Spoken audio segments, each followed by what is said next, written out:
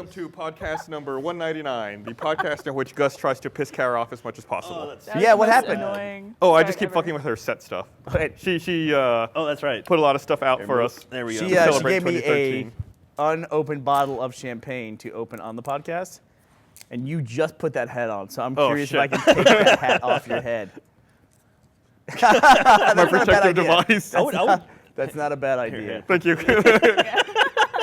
All right, I'm prepared. I don't want to. Don't want to have to get a This could replacement be laptop. incredibly dangerous. All right. You know what? What's more nerve-wracking, trying to pop a bottle of champagne or trying to open a canister of those biscuits? Champagne. Champagne. For No, sure. you ever done that where you peel the label back and you're waiting for the biscuit thing to go? Yeah, to pop. That the poof little thing it pop does? noise. No, it's definitely. I think it's more right, nerve-wracking here we being go. in the room where you're opening it. All right, let me see. You're a Get little that high, right off Burnie. his head. I'm good. I don't want to hit him. You I don't hope I wanna- hit his knuckles. You don't want to hit him? Oh, God. Or, I can't watch. oh, just over. I call, Jack. was convinced he was going to hit my knuckles. God, that'd have been the best. Happy New Year. Happy New Year, everybody. Happy New Year. Today is So technically this is January podcast 1st. 199. It would have been if we had that's a started rookie mistake. Oh. if we had started the podcast just a week earlier. The first podcast of 2013 would be 200. Oh, that would have been that- what awesome. does Wait, that is this mean? podcast 200? This is 199. Oh, okay. So this is, but this You're gonna is need to what's redo today? this one. January 1st. Today is January 1st. Oh, okay. Yay.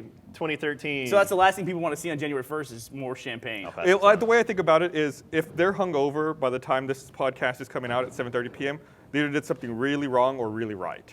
Yeah. Either way, they're being punished. Yeah, either way, Dude. enjoy. Something about That New one's Year's yours. always makes you get more drunk than normal. Like the last time I got blackout drunk was New Year's 2 years ago. Is that the story where you Jack's? passed out and Yes. people poured Cheetos on you? No, that was a few years before that. That Is was it- when. Yeah, I'm you, drinking out of an Achievement Hunter glass. This is Jack's champagne. You flute. did a shot out of a frozen shot glass and slammed it on the ground. Yeah, that's no. I'm doing it. So I'm. Well, I guess I had a New Year's party this year. And, Spoiler: we pre-recorded this podcast before January 1st. And so so my sister a couple of years ago gave me this tray. Are you just loading that thing up? Jesus. here, it's champagne. She gave me a tray of. It's where you fill it with water, and then it's got little plugs that you put inside of it. It makes ice shot glasses. It's the coolest thing ever. And then Let's be When has realistic Jack here. ever described anything and not ended it with, it's the coolest thing I'm ever? a very positive guy. What can Yeah, I but say? it's like cool. Overly ice shot positive. glasses are the top of the list. It's Absolutely. Like, they're the absolute coolest 10-hour thing you Kate could Upton possibly get. bikini video, not the coolest thing ever. Well, that is the Ice coolest shot thing glasses, coolest thing ever. Coolest thing Anyway, ever. so Whoa! Jesus, What the fuck did you give me, Kara? that was loud as hell. That scared the shit out of me. that was really loud. Wow. Cheers, All right. Barbara. Happy was- New Year. Happy New Year. Happy New Year to everybody. Cheers, guys. Cheers. How come you got like a little dribble of it? I think you already Or did drank some. I already drank it. Okay. So before the podcast What? started, they decided to pop off one of those little poppers that Gus just had. And then I walked in, and Gus informed me that they didn't clean it up, that Joe the cat just came through and ate every single bit of confetti that came We out were of it. getting the broom to start sweeping it up, and as we were getting it, I turned around and he was here like hunched over eating it. So I ran over to try to stop him, but he started running away from me. We were running around in circles. He jumped up on his box in the other room, saw that I was still chasing after him, and then like a little kid doing something bad, he very quickly started eating all the confetti in his mouth. And by the time I got to him, he was just like, "What are you gonna do about it?" You know? Nice. Asshole. He's John. gonna that was hate, awesome. man. Yeah. Yeah. Fuck But- that. So, So he has not thrown up yet. Anyway, ice shot glasses. You make an ice shot glass, and then when you take a shot, when you're done, you can throw it on the ground because it's just water, you know. But then you got ice you gotta- all over your ground. You gotta be outside. Well, we were outside. Yeah, we were outside when we did it. So, Oh, were you? Or I don't know. I may have been. Was I inside when we did it? I don't remember. I don't remember much of that. My favorite tweet I've ever done in my life was that New Year's from 2 years ago. It's just gibberish, and then it's a link to a photo of my back porch with nothing on it, like nothing in particular. I have no idea what I was trying to do, but Your favorite tweet ever is not your Lacey Chabert exchange. I that was a whole fun. can't believe you still haven't even talked about What that on the happened? podcast. Say what? you had a Twitter conversation with Lacey Well, Chabert? if the conversation is her saying hi to me, then yes, I had a Twitter conversation with her. My cats. Wow. No, it was a thing where I was Like on he Twitter. was like he tweeted something pathetic like, "I wonder what it would take to get Lacey Chabert to say hi to me." And I No, to replied, follow me, to or follow me. And I replied to him, I was like, "Go home, Jack. You're drunk."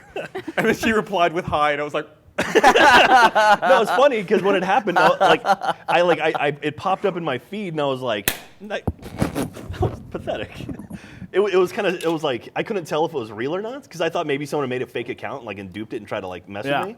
And so I had retweeted and favorited that message, and then I was like, oh god, this is fake. And so I undid it all. Jeez. "Whoa." Yeah, these are good. And That's then I fun for the realized, audio. like, since she has a love verified that account, smell. some of the stuff doesn't show up. But Burnt gunpowder and gasoline are like my two you love favorite that smells. smell? That's America. Sorry, Jack, I completely bailed on your story. Anyway. But it was the coolest thing ever. It was the coolest thing ever. We were looking up something on Twitter the other day. Who was it that wanted to know it? I think it might have been Brandon. Hook me with some of that stuff. Was curious if he was Ready to curious scream if no Tila from the back. Tequila had a Twitter account. Oh, and we had a bet Jesus. as to how many followers Yeah. Tila Tequila would have. I guess- she was the most popular person on MySpace. I guess Yes. 250, I think. 250,000? 250,000. I would guess 1 million. I would guess like 750. It's all irrelevant because she has about 10,000 because she's apparently deleted her Twitter account about 5 different times. Oh. Nice. In a fit of rage. She did the Chris Brown thing, Yeah. where she gets angry and deletes it. I don't think she did the Chris Brown thing. That's like a totally different level. She just deleted her Twitter account. know- You're driving down the road, punch some chick in the face. Yeah. I You have won to a Grammy. wonder, everyone who has a Twitter performed. who's like not considered famous in any way, shape, or form, why do they bother having a Twitter? Like, oh, 2 people follow me, 10 people follow me. It's Like, a way to communicate with your friends. Yeah. but like, what if you Or don't have you, any friends? fucking supermodel over here. Wow, yeah, look at that. I don't understand why the Gee. common people have If you don't have 100,000 keep people up with- following Gus, what, I just don't what do all the normal people do on Twitter? Gus? Fucking look Please at the enlighten 1% me. over here. I'd love to know. You and your hat and your champagne glass. Pardon me. Oh, I must go tweet. People want to know what I'm up to. You must invest in pork bellies, I say. Bravo. I was acting the Duke of Windsor the other day. And Man, you what does sound that like mean? What does that mean? you I sound mean, like a complete douchebag, Barbara. that was pretty douchey. That was pretty douchey. It's one But of the douchiest things I've ever said. But it is kind of crazy too. It's like when you go back and you look at your stats on the roosterteeth.com social media site. How many posts do you have, or how many journals do you have? Not very much, actually. There's You know- some people who have like thousands and thousands, but there's other people who have 10, 20. Haven't we looked this up before? Like going back to Twitter, that like 50% of Twitter accounts never make a tweet, or like 90% of them have like less than 10 followers. Yeah, it's something. I think it's like 90% have less than 100 followers. You know, Jason Sudeikis has a Twitter account, a verified Twitter account. He's got like 30 or 40,000 followers. Hasn't made a single tweet, and he's had it for like 2 years. Wow. So the rate at which some people tweet as Twitter goes on in time, really people start to outpace each other. Like Yeah. I think that I tweet a lot because I reply to people all the time. Like You I do don't. like maybe 1 tweet a day, and I reply to people who send me messages on there. You don't Yeah. tweet a lot, to be honest. No, but then I look at other people and they have like 30,000 tweets. Well, see, that's my thing. I have sort of a general ratio in my head where it's amount of tweets like as compared to amount of followers. And if you have more tweets than you have followers, then you have kind of an imbalance. Yeah, we Well, yeah, but don't That's such an 90% arbitrary of number. accounts, Well, but- 95% of accounts have less than 100 followers. Okay. So it's like that would be no content. But then if you have less than 100 followers and 10,000 tweets, it's like, okay, calm it down. Calm think it about down. that. So, One of the things that came up recently is I was playing. Wait, real fast. Okay, Before sorry. you talk about what you were playing. Yeah. When you started talking about this conversation with Brandon, why did he scream no like he was so scared? yeah. Hey, I don't think Brandon likes being mentioned, which I don't. If I was Brandon, I wouldn't want people to talk about me either. Okay, I thought you were ever. gonna, I thought this was going to be an awful story, and that So needs to be really does he like embarrassed. Tila Tequila? Does No, does well, he we wanna looked hook up with looked her? her up. He was curious about Tila. Oh, I Tequila. think I know why he didn't want us to talk about this. Why is that, Barbara? Oh, I do know now. I do know now. Tell it. Tell the story. So there was an account that was tweeting to Brandon. I'm sorry, Brandon. And he Oh, tweeted no. back to it, and Oh, then no. No, he just saw her in the following. Go ahead, you tell the story. You know so much. I'm sorry, Brandon. Brandon saw a girl who was following him, and he tweeted at her saying like, "Oh, this must be a bot, haha," because it's like a pretty girl. And she tweeted back to him like, "I'm not a bot," and like posted all these pictures of herself.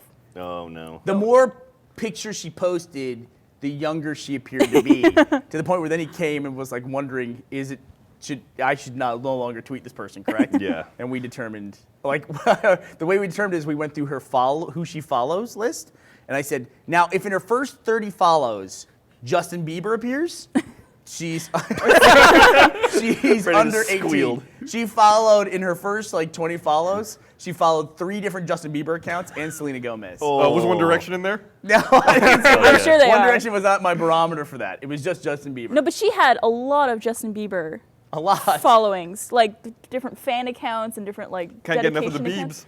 accounts. I've never seen someone follow that many different accounts So, for one this person. is Brandon's this is Brandon's future wife? It's his main squeeze. Okay, just for reference later, and edit. So you were saying you were playing something.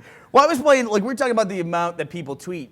Yeah. I was playing, Lego Star Wars or Lego games in general tend to be the games that once I play them for a minute, I'm sucked in, and I like have to complete them. I don't know, it's like the one kind of game I'm still to this day have to complete because I like it because we play on my kid's account, and I like the idea that later he can go back and look and remember all the fucking hours that not all the fucking hours, all the hours that we played, precious memories that we made together. all the hours that we played Lego games quality together. time. And he'll have all these completed games of Lego together. So, but to complete Lego games is play through the game again, play through the game again, and then like play individual parts of the game to complete everything. You ever done that before? Oh, I think one of them I did that. I never completed one, but I know Michael does it too. It's kind of horrific. You have to find all these different things, like these red bricks, gold bricks, all that stuff. And so I went to look up a fact on GameFAQs. It's one reason I go to GameFAQs is to look up Lego games. And so if I look up the Lego Lord of the Rings fact, it has a ton of information done by one guy. I made a mistake. I was going to look up a word, and I looked up the word. Instead of looking up an entire word, I just typed in the letter T and then hit enter. Okay. And on the browser that I was using, it highlighted all instances of the letter T in a word, and there was something like 28,000 T's. And I thought about that for a second. I thought, this guy typed that much. I mean, it's like 28,000 words at least that contain the letter T in it in this document. Some words It's that have two big. T's. Sure, but still, three. just the size of the document is just ridiculous. And it's just some dude just doing it at home, and it's on GameFAQs. No, it's like I mean- not his job or anything. yeah, I mean, I wonder how popular GameFAQs is now. I mean, like GameFAQs is one of the inspirations for Achievement Hunter. I'll be honest. I mean, It's part of GameSpot now. That's Is that what it is? Yeah, it's integrated, it? like in the GameSpot. I think if you read or review or look up information about a game, you can then look at the GameFAQs information as well. there we got it up on the website, or up on the stream So, right yeah, now it's if in you're the watching feed. at home. Yeah, so click on the fact tab, and then there's a PS. That's the other thing too is like whatever the highest size file there is. That's what I always do also. Yeah. The general fact. There's also kind of symbol there, but that's the document. That's like some dude just typing that in. Yeah. I mean, I don't want to be sexist. I say some dude. It could be a girl, but It's not. who are we kidding? Some pretty young lady sitting at home Girls typing up talk the a lot. Lord of the Rings No, Lego fact. She's following like 10 different Lord of the Rings Twitter accounts. She has 10,000 tweets and 4 followers. Did you? Barbara hates it. You weren't here when we did the podcast awards a couple weeks ago, but did you? You missed I was here for the nominations. I was not here for the awards. Have you played any of the Walking Dead game, which we voted Game of the Year? Oh yeah, I played through the entire thing. Yeah, Okay. I think I played it. Ray you cried, played it. right? Or you teared up? No, that was Ray. Well, but you did too, right? It was an emotional game. Here's what I'm gonna say. It was like first of all, it was written by a writer that I really like. Some of it was by Gary Whitta. Okay. He's a guy who's big in the video game industry, but he also wrote Book of Eli, which I've talked about, movie I loved. And he's wrote this new Will Smith movie that's come out called After Earth. I'm a big fan of his, and he wrote some of the segments of Walking Dead. Maybe all of it, but I want to say definitely from 3 through 5 he wrote. Cool. But yeah, Ray played it and I played it, and we both kind of had this thing. We were sharing on Twitter just images of some of the characters, and that's just enough to kind of set you off after a while. Nice. Yeah. But I will say this: it's like, did you see? We didn't talk much about The Master, the movie by Paul Thomas Anderson that came out this year. Right. So that's like a 3-hour. Barb, you and I went and saw it. We did.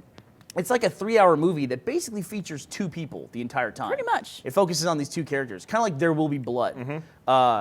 And it's just like, by the time you get to the end of that movie, you're just, by default, that you're still sitting in that seat, you are invested in these characters. And like, the conclusion with those characters is enough to like emotionally like just kind of drive you over the edge. There's so much weight. And the same thing with Walking Dead. By the time you finish all 5 episodes, you're probably like 30 hours into just like watching a story, because there's not much interaction. There's some, but there's a mechanic in the game where they kind of track your choices over time, and that's just enough to get you totally invested in your choices, and then keep you further invested in the story. And it just happens to be a great story. If you- It's really cool, and I think you can look on their website and view those metrics as well. I think it's like the WalkingDeadStats.com or something like that. You can see all of the different choices people have made globally. Man. Yeah, and there's a really cool thing that at the end of episode 5, it tells you a summary of all the characters in what you did, like for your storyline, like what happened to this person, what happened to that person. And a couple people have taken photos of their screens, like iPhone photos, and then posted those 2 screens. The characters go across 2 different screens. And just reading the storylines of other people's characters, I'm like, what the fuck? They went where and they did what? Yeah. You know, and you know, if you're a fan of Walking Dead, either the graphic novel or the television series on AMC, then you know that they love killing off main characters. I mean, they will like. Yeah, and This is the lead character. Nothing can happen to them, and then bam, they're dead in a minute. Is this the trailer for the game? Yeah, I think That's this- actually the first episode. Yeah. The first episode, it was free on Xbox Live for a day, I think. it was on Christmas Day. It was Yeah, free, Christmas Day. and they had a sale on the 28th where all of them were half price. Yeah, these two characters, Lee, there on the left, and that little girl, Clementine, it's just like, Is the it in- relationship between those two is just Yeah, brutal. Lee is who you play as. You play as Lee, yeah. Is it a big issue if you haven't seen any of Walking Dead? Not at No. all. Okay. Really? It's Not set at in all. the universe, but the story's not related. There is one character in episode 1 who crosses over to the TV show.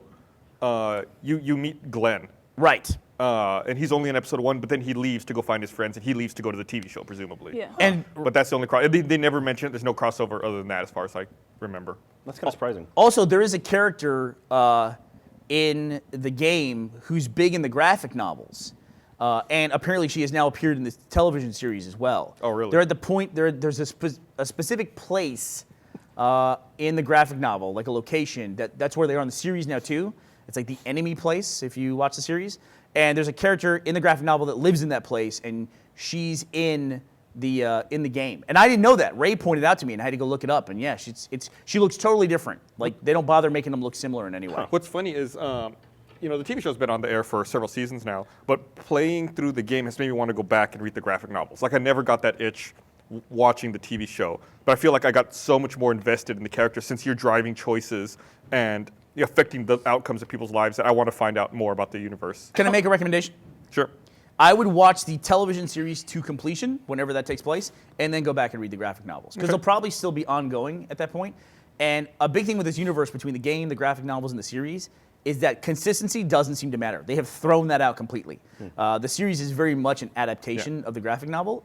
Like some characters that lived in the series died, or in the graphic novels died very early in the television series, and some characters that were integral to the graphic novels don't even appear in the Well, in the they have no series. consistency with their showrunners either, right? Oh, yeah. They just lost another one too, right? Yeah, they're going to have a new one for next season. Yeah. So how far into the series do you need to watch before you really get hooked into the show? How long did it take for you to get hooked in? I thought I watched like 4 episodes and it just lost It's me. really slow, right? Yeah, well, I got to the point. Well, I've talked about this before, but the thing that pissed me off was like the characters are so stereotypical to me, at least. Like there was the guy like beating his wife and stuff, and it's like, if there's a zombie apocalypse, you're not going to worry about shit like that Yeah. anymore. At least to me, that's what I would think. And so See, I was like, that turned me off so much for the What- show. Let me see if I get this straight. If there's a zombie apocalypse, you're not going to worry about beating your wife anymore? Well, no, you have bigger problems. You have bigger issues. Like there's so much like they What deal do you with- think it is? Like a to-do list? Like, No, you know, like, dude, no, it's about survival at that point. I but mean, the like stress of, that's the thing, it's like humans, flawed humans in this horribly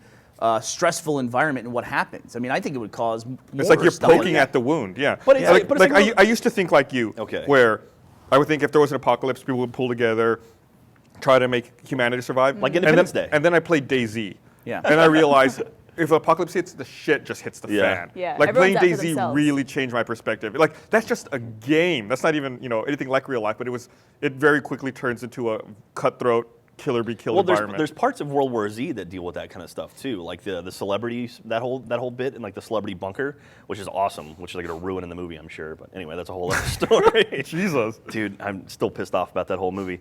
But no, like the whole thing with like racism, like dealing with that, it's like I don't get that. Like it's just like Well, when there's scarce resources, you allocate them. Like I could see racism coming back. I You're guess gonna so, if but- you're gonna allocate those scarce resources to the people you prefer or you think are better. Well, don't forget, too, it's also dealing, World War Z is a global thing, Yeah, the book. yeah. And so when it talks about the racism, it talks about it in different parts of the world, like India, Yeah. or class structures. well, I was actually jumping back to Walking Dead, but I mean it also Yeah. comes up in World War Z. Yeah. But yeah. Man. Well, it's just that people carry with them, what they have. And it's like, when apocalypse goes down, you also don't know who's going to survive. Yeah. You don't interface with most of the world, the people in the world. You know what? I would probably die pretty quick in an apocalypse. Man. Because I would be so trusting, be like, okay, guys, let's work together. And then I'm naked on the side of the would road eat and you for dead. food. Not me. Yeah, I played so exactly. much DayZ, I'd be like in the fucking bushes, like just peeking around. You'd be like trying to steal someone's bike. Yeah, I'd be riding a bike, getting other people killed. Actually, what you do own a gun too, so that's probably gonna think shit. I need to go buy a gun So for the speaking of apocalypse. racism, we just saw Django. Oh my god, this weekend. Django Unchained. You haven't seen it yet, right? No, I haven't. Dude, It's fantastic. I can't believe they didn't show that at BNAT. Like that would have been a perfect button-umathon movie. You would have thought so. Yeah. But yeah, Django Unchained, it's by far my favorite Quentin Tarantino movie now. So you said an interesting thing to me about it the other day when you were describing it. You said you thought it was the most straightforward Quentin Tarantino movie in a long time. Yes. You didn't think like Inglourious Basterds was pretty straightforward? Even Inglourious Basterds, they do jump around, and there's kind of multiple threads going on. There's like the girl and the guy at the theater, and then sort of the crew, the bastards themselves, and kind of like there's different things kind of scattered throughout the movie. And this one, it was very much just a straightforward narrative. And Does it have those incredibly long scenes? Not as much. Like Bastards had? There's a couple. There's one in particular. I'll just say the baghead scene. That's all I'm going to say. Yeah. It's kind of like they could have pulled it right from the movie and like you wouldn't have missed it at all. But that little scene, it's like, oh, that makes it a Tarantino movie. Tarantino loves those long, super long, drawn out scenes. Yeah. Like there's the scene at the beginning of Inglourious Basterds in the farmhouse, Where he's which is driving amazing. God, it's a great scene. It's a really amazing scene. There's the scene in the bar, like the the basement bar, bar. the bar one is what I was thinking of. It's in Yeah. the middle of the movie, and it's so ridiculously long. I would equate the baghead scene to that bar scene. Where It it's wasn't kind of, that long, Maybe it though. wasn't as long, but it's kind of just like, it seems like it kind of comes out of left field. It's like, oh, wow. But then it's like, okay, and then kind of keep going. I was talking to a friend about Inglourious Basterds versus Django. Yeah. And they were saying that they like them both equally, but they like Django more because they had to do less reading. Yeah. Oh, we Really? get the trailer. We Wow. get the trailer for Django. Whoever's if anyone's watching the stream. That actor's great. I don't know the name of Christoph the actor, Waltz? but he was the guy who carried Inglourious Basterds, in my opinion. Yeah, Yeah, he Christoph won Waltz. an Academy Award for that. Did he? For Inglourious He did. Basterds. Man. I He's will- best just supporting as great in actor. this I will movie. recommend if you have an Alamo Draft House around you, see Django Unchained at the Alamo Draft House because they prep you for the movie. Like most people don't know, but there's actually Really? Well, no, there's a movie called Django. There was a movie that like an Italian Western called Django, and a lot of the Django Unchained is lifted from the original, or not lifted, but I mean has elements of that kind of stuff. It's a remake.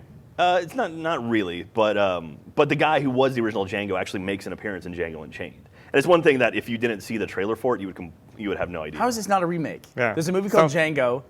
Well, now he's Well- Unchained. Well, no. The original guy, he's a white guy. It's a going spiritual around, sequel. Killing people. This was a former slave who is getting revenge and trying to get his wife back. Yeah. So I will say I haven't seen the original Django, but the theme song of Django Unchained is the theme song from the original Django. Yeah. Okay. You're You're not you are not helping your making a case case here. here at all. At all. This Okay, is not a no, remake. if go find Django and then tell me it's the same thing. Tell me it's a remake of Django Unchained. Or I like how adamant you are, despite the fact you haven't seen the movie either. okay. Yeah, we don't, You're like firmly rooted in we this don't know movie. anything about Django. It could very well be the exact same movie minus the racism. The racism and slavery. horrible, and horrible racism. Major plot points of the movie. So. Do you want to? Whatever. You're- You want to look it up on IMDb? No, I'm good. I'm good. Want to give it a shot? I can How did that see it. become a thing? How did that become a thing? Because every time we we're bring like it up, you one scream time, about and it. suddenly that's the thing. We're I'm like the pushing IMDb that guy. button. We're like rubbing that Jesus wound. Christ.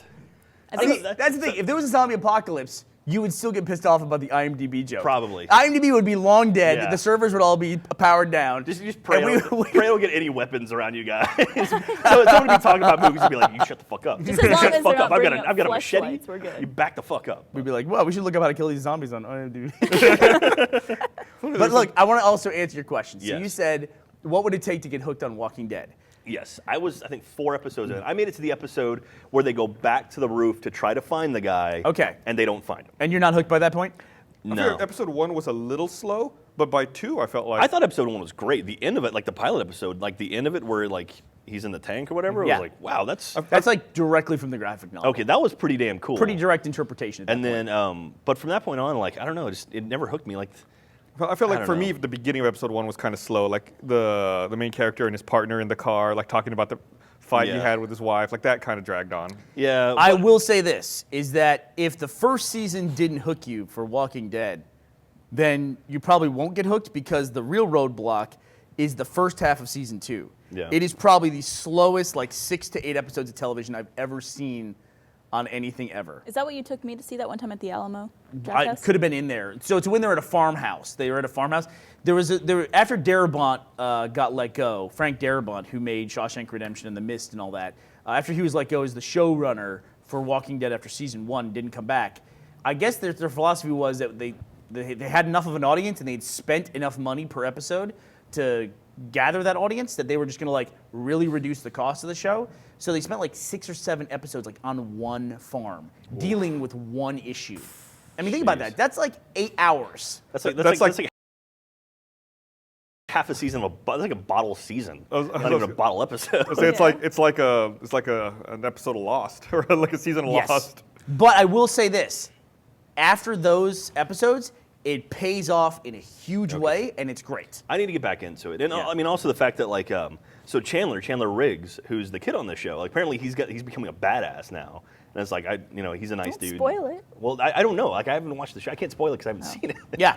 But I heard he becomes a badass, and I really liked him. He was a pretty cool dude. He plays Carl on the show. Yeah, Joel and I made the video together with You him. did a Minecraft video with him. Yeah, yeah. He's got his own YouTube channel actually. I forget the name of it, but yeah, cool dude. Walking Dead is awesome. basically two sets of characters. It's people rising to the occasion and and taking on the responsibility of surviving the apocalypse, and then people who die. I mean, that's pretty much it. Two Fire, categories. That's all you That's have. definitely true in the game as well. Yeah. It must carry across all of their themes. It's their theme, yeah.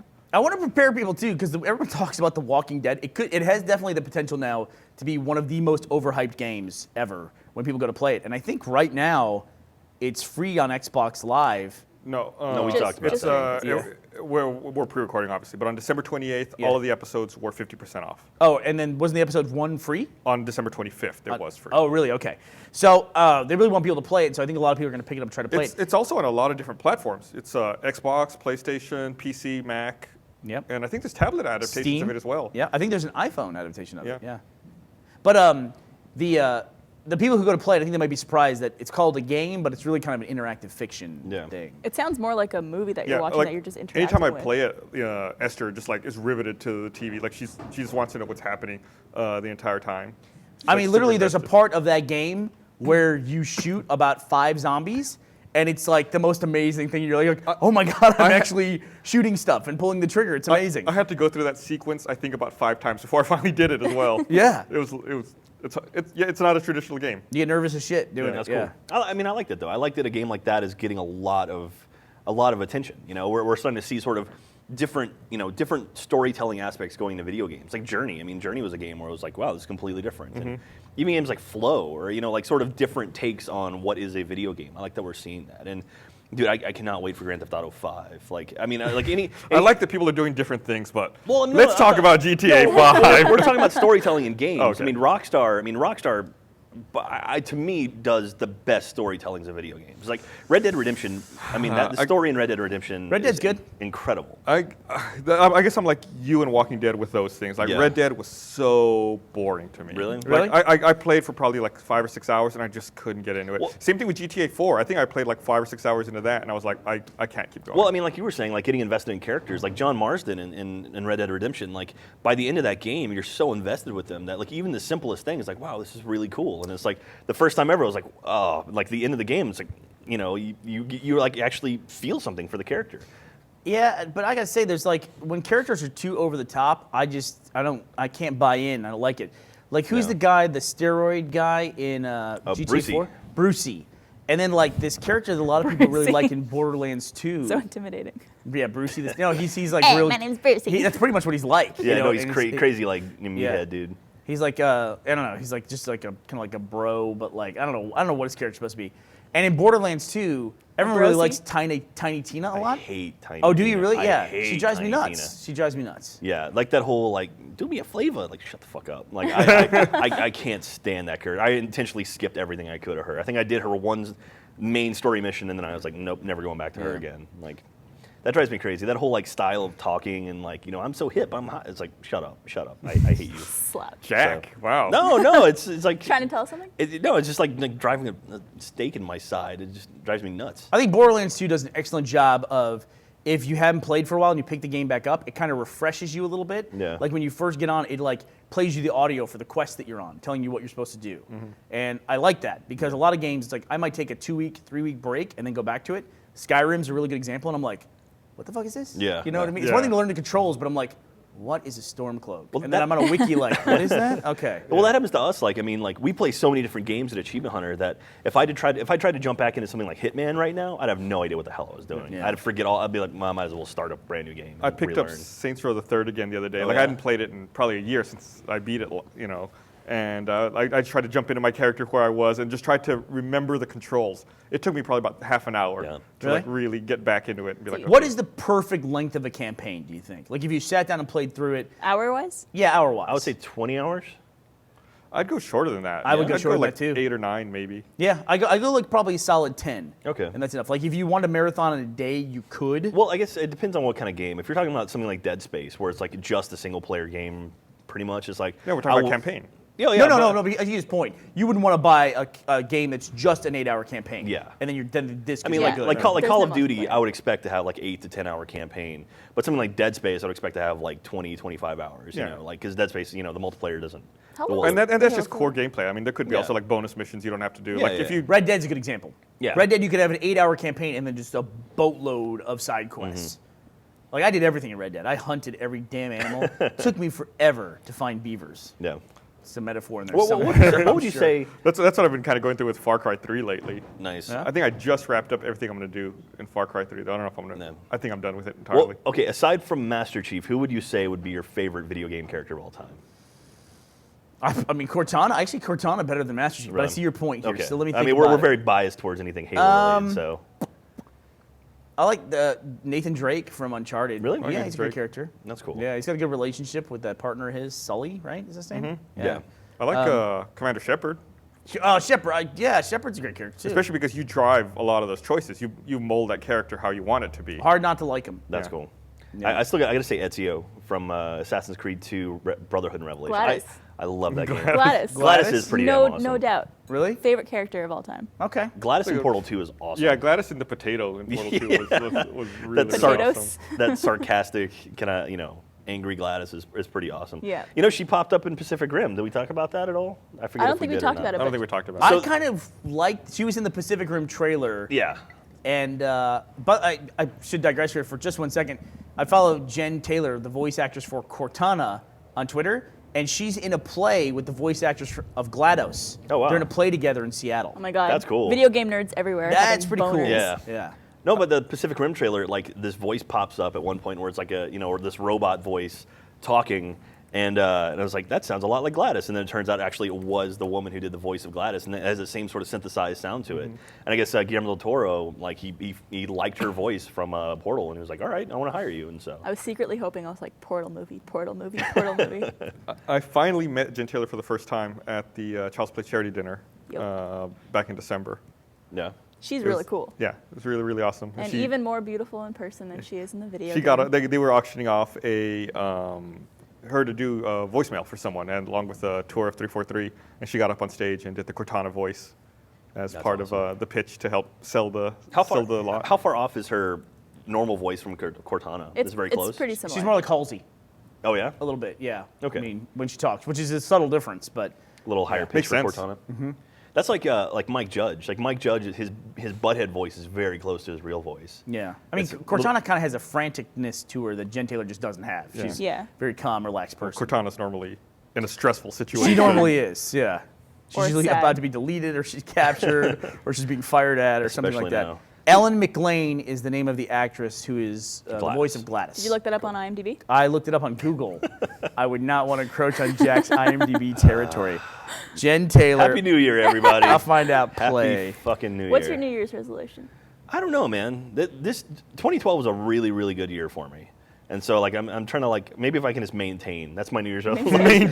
Maintain. 2013 maintenance. Jack summed up, we were talking about the other day, Jack summed up his 2012 for me. He goes, quarter 1, quarter 2 were great. Quarter 3, let's not talk about it. Quarter 4 was awesome. Yeah, like a good 3/4 of 2012 was awesome. But there was one quarter where it was kind of some stuff happened. And I was like, all right, I want to forget about that. But for the most part, it was really, really good. We had an awesome year. Like Achievement Hunter kicked ass this year. Yeah, it did. I mean, and it was just like, You guys just released that really awesome things to do in Minecraft, Mario Craft. oh yeah, the Mario one. That's that we probably did. one of the coolest things you guys have ever done. Yeah, Jeff and Gavin recreated Mario 1-1 in Minecraft, and then it was Michael, Ray, and myself as the Goombas moving around and like doing behind the scenes stuff. It was really, really cool, and we released that I guess last week, and yeah, it turned out awesome. You should go watch it if you haven't yet. Yeah, that's a really, really cool idea. I was Coolest thing ever. it's the coolest thing ever. There you go. I was asking them how they did it, like how they did the jumping and all that.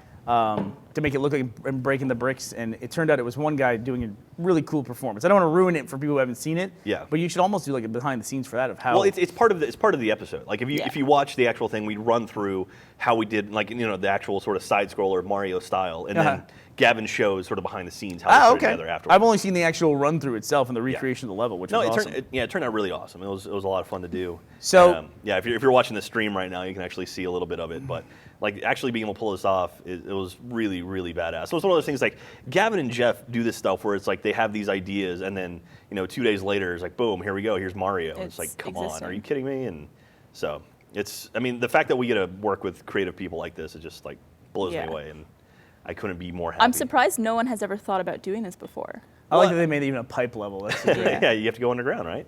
You get the coins. But it's Minecraft. I mean, I've been playing. I jumped back into Minecraft with Joel actually, and I'm playing that at home just for fun. And they've added so much stuff to the Xbox version now. They're like 1.9, so there's enchanting and there's all these new villains and things. Like if you go to the Nether, there's new enemies and things like that. And I've actually been playing with Joel and Finchlinch, and we've been going around and just going nuts. I've found a whole bunch of underground tunnels that have been driving me crazy. And actually, I died last night. I was a level 27. I loaded up with stuff. I had like diamonds and all this stuff, and I managed to drown myself under ice. Did you guys ever recover your old level? I don't know if we did. Like since that time, we've actually built up 2 different worlds. So it's kind of like we kind of just gave up on it, and then they've added stuff in where you actually had to recreate worlds in order to get the new stuff. Like they added in mushroom biomes, and they've added in underground fortresses and abandoned levels and things like that. So that stuff doesn't exist unless you make a new Or world. you have to generate a new world for it to be there. So we just might as well start a new one. So we don't have to watch the whole episode, Brandon. You can cut back I'm to actually us enjoying it. I'm sitting here at watching any it time, too. That video is available if people want to watch it. You can tease it,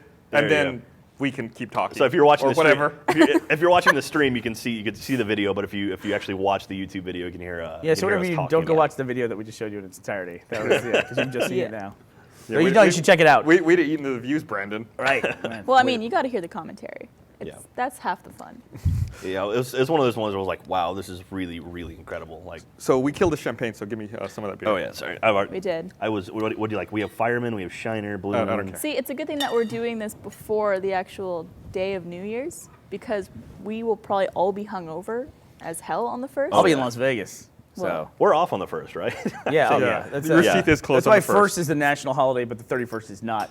Hey, can we get Lindsay out on the mic, the response mic, because we want to talk to her about something. We'll see. Yeah. We're real short-handed because the holidays. I don't know if she can actually get away. We're operating with like half of the crew. You can get away for this. You can get away for this, podcast. Lindsay. Just like Let's get Joe the push cat. all the levels to the top, and There you go. Just put Joe the cat on the thing. We and got it.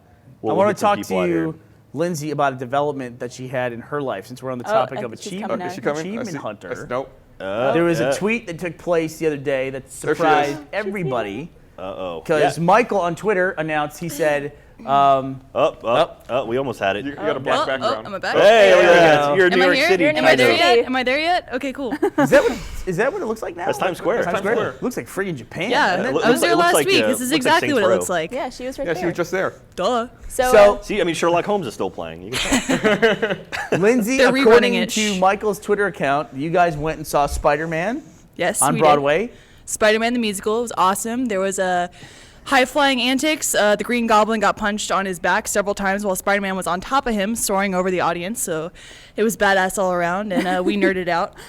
You also ate pierogies. Yes. And what was that Which like? I didn't know what they were until last time I went up and visited New Jersey, but they're like stuffed pastries and they're Polish. So They're delicious. You can put cheese, potatoes, whatever in them. Either way, they're amazing and they're full of grease, so easy going down. I like them a lot. nice. God's about to give me some light here. And God. then lastly, after going to see Spider-Man, eating pierogies, you also got engaged. Yes. To Michael. Yes, clarification. Yeah, people were gotta asking specify on the that. tweet too, because Michael tweeted about it. Like, did all this, went to New York, saw Spider-Man, ate pierogies, and got engaged. People were like, to who?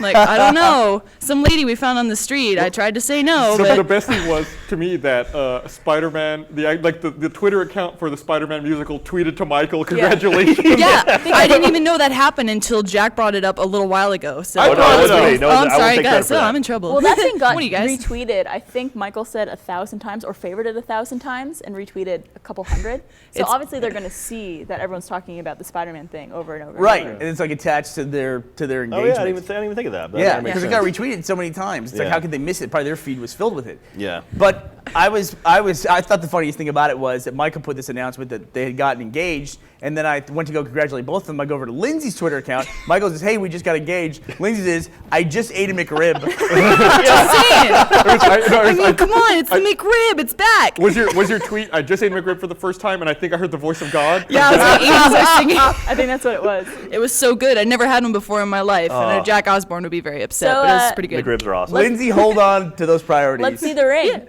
Oh yeah. Oh, there it is. It's on your thumb. Yeah, right? That's my class ring. This is my engagement ring. Oh. Can you share anything with us about the engagement? Aside from me crying for like creepy as 30 hell. minutes about it, because had no idea it was going to happen. Move your head just to the side. Duck for a second, Lindsay. Yeah, Yeah. down. There you go. There you go. All right. All right, you can come back up. All right. Aw. You nailed it. You did. You hit it perfect. Now she's back to green. All right. you're back in New We're York. back in New Am York. I back in New Well, York? see, Am I obviously, floating? since Lindsay's out here, the green screen is suffering Yeah. from technology. We're I think Kara's probably running it now. We're in Delaware. All right. So So how did it happen? Well, tell us the story, please. Well, we stayed at the Sofitel in New York, which is a little fancy, but it was our Christmas gift to each other, so we thought we'd go and enjoy. I love New York. Michael, being from Jersey, absolutely hates it, so he had a good old time, but we were just going to go and relax, enjoy ourselves, and then at dinner, he handed the phone to the waiter. I was like, "Oh, we're getting a picture." "No, we're not. I'm being proposed to." "All right, cool." I was wondering who took the picture, and you did that typical girl thing where when you got did. proposed to, your hands went to your mouth. It was like, oh. I was like, I know, everyone was like, "Oh, you should." He probably threw it at you and was like, "Oh, put on this fucking ring." Blah, blah, blah. But I was like, no, it was very stereotypical. "Oh, will you marry me?" And I went, "Ah." Didn't So- Michael say that he was more nervous posting it about on Twitter than he was actually proposing or asking your parents or anything Yes, like that? he was. He was totally fine asking my parents, which I'm surprised they were like, all for, yeah. They love Barbara. Michael, so. In his defense, he's probably worried about you going, he's got one engagement and only 40,000 followers. You know, You have to reach 50,000 followers before you can get engaged. he's getting a big head over there. But yeah, he said the most nervous he was actually tweeting about it. And he was right. Our tweet deck broke and people went insane and have been tweeting us. And I love it. It's great. Thank you guys, everyone, for all the congratulations and sweet words. So thank you. Thank you. Congratulations. Hope I love that, man. you'll have a good 2013 then. Thank you. So can we night. can we start calling you Mrs. Jones? Is that appropriate? Are you Please, good- after years of being Tuggy, I'm all for Jones. Well, you just changed your Twitter handle. You have to change it again now. Yeah, I know. I know. Lindsay, parentheses, Tuggy, Jones. Tuggy Dash Jones. Tug Jones. Tug Tuggy Jones. Tug Tug Jones. Jones. The artist formerly known as Lindsay Tuggy. There you go. Well, thank you, Lindsay. Oh, thank you. Thank you, Lindsay. Congratulations. Bye. Thank you. Juggy. Juggy. No, she's coming. Juggy? No. It's none a of that. combination. I'm not that well endowed, okay? None of that. Jones and Tuggy. That's not happening. No, not at all. Well, that's cool. All right. Well, congratulations. Definitely congratulations to Michael. Verdict is still out for poor Lindsay. We'll see. I feel for Lindsay having a last name that is not considered the best or most elegant in the world and getting engaged to someone with a last name like Jones. So that's awesome because Dunkelman. Not happy? I've known you for years, and I still constantly swap the E and the L in Yeah. Dunkelman. Yep. I make you Dunkelman. No, or I did it one time and you yelled at me for it. Now I will never get it didn't wrong. yell. You know, there you. actually is a famous Dunkelman. Do you know who that is? There is. No. So on the first season of How many, American how many Idol, followers on Twitter does he have? I don't know. I can look it up. On the first season of American Idol, there were two hosts. There was Ryan Seacrest and Brian Dunkelman. Brian Dunkelman. Brian Dunkelman. And I don't think many people remember Brian Dunkelman. And after the first season of American Idol, they let him go. And I remember all these interviews he did. He goes, "Yeah, I'm moving on to bigger and better things." And some of the interviews were like, You're an idiot. Yeah. This is the stupidest, dumbest thing we've ever seen. And now you do. Ryan Seacrest is Dick Clark, basically. Pretty Yeah, much. he's basically Dick Clark at this Yeah. point. I can Yeah. tell you a lot of people don't remember Brian Dunkelman. My parents sure as hell do. I bet they 'Cause loved he's it, like right? pride and joy. Are you related to him at all? I'm sure we are, only because if you ever see a picture of my cousin on my dad's side, identical to Brian Dunkelman. Really? Yeah. Is his name Brian Dunkelman? No. Is he the Dunkelman? His name is Michael. But we have our name EL, so I'm sure it's just, Oh, God. Scared the hell out of me. It never gets old. Jesus. I'm sure just like somewhere in the whole like immigration process, it got swapped around. Oh, you think that's what it was? When our family moved from Europe. All right, let's look at Brian Dunkelman. Twitter. I've got a gun here. Oh, my God. No, please don't do that. Magnum Don't Don't go aim that that at way. my face. caution, flammable. Gun handling, gun safety. You should know that. You know what's really interesting? Don't do it. No, cut, How do you do it? cut away from Gus as he's holding a gun up, trying to aim it there. Wow. How do you shoot this thing? pull the trigger? Look down the thing. Why don't you pull like a person? I did pull the trigger. That doesn't do anything. Great job. Oh, that's how buddy. you do it. No. Oh, there's a thing. Okay. Wow, this is You're awkward. killing me. Stop! You're gonna hurt yourself. Go to your face. I'm tense. Wow. Trigger Oh, safety. there you go. Is that really one of those little Really? bottles Just stuck came inside out of the there? gun? Yeah, it's just a mechanism? bottle stuck in a gun thing. That's lame. It's awful. I'm so Magnum sad. poppers That you looks so- disappoint me. We gotta get through all these. All right, Joe, come over here and eat all this stuff. So I'm looking at Brian Dunkelman here on Google, and something I always find interesting is when you type in somebody's name. First of all, how quickly Google auto-completes to their name once you start typing it in. But then also, what are the other things that attaches to the end of the name of searches you might want to look up? Like for this guy, it's Brian Dunkelman, IMDb, Brian Dunkelman Twitter, and Brian Dunkelman net worth. Gus, it? what do you think yours are? Gus Sorola wife, Gus Sorola drunk. You wish. Oh, what is it? Is it naked? It's close. It's Gus Sorola Twitter, Gus Sorola Luigi costume, and Gus Sorola Luigi again. I don't wanna guess know people are really interested. Is in it Jack I don't Pattillo wanna know- IMDb? I don't know what mine is. I Jack don't wanna know Pattillo what mine is. fleshlight? Jesus Pattillo. Christ. Jack Pattillo IMDb. Jack Pattillo Twitter and Jack Pattillo GIF. I don't know. Oh, God. Gift. That's terrifying. Sounds about right. How many gifts are there of me? Of what? Of their me. I'm maybe a little drunk right now. I had a little bit of that champagne. Do we want to look at Barbara's? Sure. I Blah, probably blah. already know what they are. If you look at Barbara D, you get Barbara Dunkelman. Wow. That's right. Moving on up. Oh no, you know what? Barbara Dunkelman hot. Barbara Dunkelman doppelbanger and Barbara I Dunkelman. knew double banger was going to be in there. I should have said it. Doppelbanger? Yeah, you know what that is? Oh, I can gather by the No, do you know the what it name of is? No, We it's an talked actual- about it It's before. someone who looks like, it's like a porn star who looks like you, right? Yeah, it's exactly right. I- Wow, you figured that out from the name. We That's talked pretty about it impressive. on the Doppelganger. podcast. That Yeah, makes but sense. he wasn't on that podcast. Yeah, but he Might didn't have know it. He listened doesn't to know what it. we're talking He about. doesn't listen to Yeah. it. No, I have a friend who has a very close doppelbanger, and it's kind of Oh, frightening. yeah. I don't know if I've told the story. I probably shouldn't tell Tell the it. story. No, come on. No, okay. God What else damn is it. up there? Come on. No, I got to hear. Barbara, no, what? no. Barbara wants to know what else is No, on no, there. no. Go ahead, Barbara. What? Who's your friend with the doppelbanger? So I have a friend. Like she's one of my best friends. I've known her for almost a decade now. And at one point I was on the darker side of the internet, and I found like this gallery of images, and I was like, oh my God, that's my friend. And then I was like, I had to look, and it took me like a good probably 2 minutes to be like, okay, that's not her. Like before I realized, but it was like same Took you shirt 2 she minutes. has, it looked exactly like her. Question: did you already finish by the time you realized it wasn't her? Jesus Christ, no. That was later. But anyway, so I brought it up to her. I was like, oh, you should look at this girl. She looks just like you. She goes, oh my God. And so Wouldn't that so freak her out? Huh? Like you. She thought it was funny. She was Okay. like, wow, that's kind of funny. So, but the funny story is, so I sent her this gallery or whatever, and she was looking at it and thought it was funny, and she bookmarked it, and she put it on her bookmarks or whatever. She went home for the holidays shortly thereafter and brought her laptop with her, and apparently her dad got on her laptop and it was like, what is this? Looked at it and then freaked the fuck out, and so he didn't say anything. He didn't know she was around, so he didn't say anything. 2 weeks later, she got this call, this awkward call from her dad, should we talk about something? I found something on your laptop. And basically, he had found those images, Oh, And he thought it was her? He thought it was her. I'm sure he looked at it, Wow. and then immediately, I would Yeah. imagine, immediately closed it. Once and he was finished. like, yeah, It's once shocking the closeness that and they so look anyway, so now Also you. yeah, so she has a very close Interesting. clone, a doppelganger, if you will. So it's kind of funny. I know That's as specific as I'm getting. I'm not going to tell who it is. Go or have who the another beer. doppelganger We'll talk is. about it later. I'm actually a little afraid to bring this up because I know people will go to his account now. Brian Dunkelman has 891 followers on Twitter. Wow. I should look at Brian's. Is he Secrets, verified? see what he has. Yeah, his no, he's not verified. His bio is television history footnote. That's what he put about himself. Wow. Yeah. And so he has 891 followers. That's crazy. Well, he's going to have a whole lot more after this. His Well, latest, according to Barbara, he shouldn't be tweeting. he only has 1,200 tweets, Barb. No, that's plenty Is of that followers. acceptable? so he has more tweets than he has followers. It doesn't mean you can't have Twitter if you don't tweet. Jack, That's- most people have more tweets than followers. I'm They talking have about the to. people who have between 10 and 50 followers and have So like 100 90% of Twitter. but have like 100,000 tweets. Who are you tweeting at? That's my question. No one has that many But tweets. look, you don't. It's a Oh, different. yeah. It's a I'm sure different we can find metrics that. because like how many Facebook friends do people have, but how many photos do they have? There's a lot. You might have more photos than you have friends Well, probably. on Facebook. That's cool.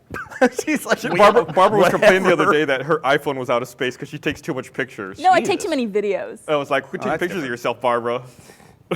Making goofy faces. Whatever. Sending- It's what the people want. Look at the fucking top search. By the way, if you look up Google, yeah, right. If you look up Google, if you look up Lindsay Tuggy, you get Lindsay Tuggy and Michael Jones. No. That's so sweet. For a while, when you search for me, you would also get Gavin Free. Did you really? Oh, Yeah. gotta look up Gavin. Sorry, Gavin Gav. Free. Glab and Brie. Gavin Frees are Gavin Free Rooster Teeth, Gavin Free Twitter, and Gavin Free Sherlock Holmes. That is interesting. What a weird set of This is choices. the second Nope. time Sherlock Holmes has come on this podcast. No slow-mo guys in there. What's So, that? No slow-mo guys in there. So You know- don't forget who butters your bread, There Gavin. you go. Yeah, exactly. Gavin, you know what's good for you. Don't forget who butters your bread. I don't know. I'm a little drunk too. It seemed like it made sense at the time when it was coming out of my mouth. It makes absolutely no bread. sense. Let me see here. This is riveting. Okay, you We guys had- go ahead. we- Sorry. we Oh had- shit, we I had don't like someone mine. else over here. I don't know if he's Third one still of mine is here or not. email. People trying to look at my talking about email. Joe That's Cat? bad. No, we What? have another guest. Yeah, to we had bring another on. guest. He was sitting over there, but he's gone now. I keep wanting to cut to him, but I don't see him. So. Did he leave? Well, we just aired the finale there of he Hey, is. why No, don't he's you come out? at the door. All right. Come out here. Is he going to So- be on the couch or is he going to be on the He's gonna thing? be on the mic. on the mic. We got to move the Rooster Teeth couch over to the We hot should. seat. What should we We call should that? make it where you have to lay down on the couch in order to be in the hot seat. What should we call that? Hot seat? Hot seat. Hot seat. Hey, look who it is. Spoiler alert. It's Tim who If you haven't watched The Gauntlet, he's a contestant on The Gauntlet. Go watch The Gauntlet right now. Okay, now that you're back after watching The Gauntlet, hey, Tim. You Tim won. won. He's the Gauntlet. winner of the gauntlet. Good job. Congratulations. $10,000 richer. Dude, can I borrow $5,000? No. I've got a proposition for you. So how many? Are you sick of hearing that yet? Does every person go up to you and be like, "Hey, can I borrow money now?" I mean, some people on Twitter. I mean, my dad. He's always like, "Oh, that money you owe me back for raising you." So, Hey, there you go. but nah, it's all good. Well, that's cool. All right, so tell us about Gauntlet. What was your experience like on The Gauntlet, sir?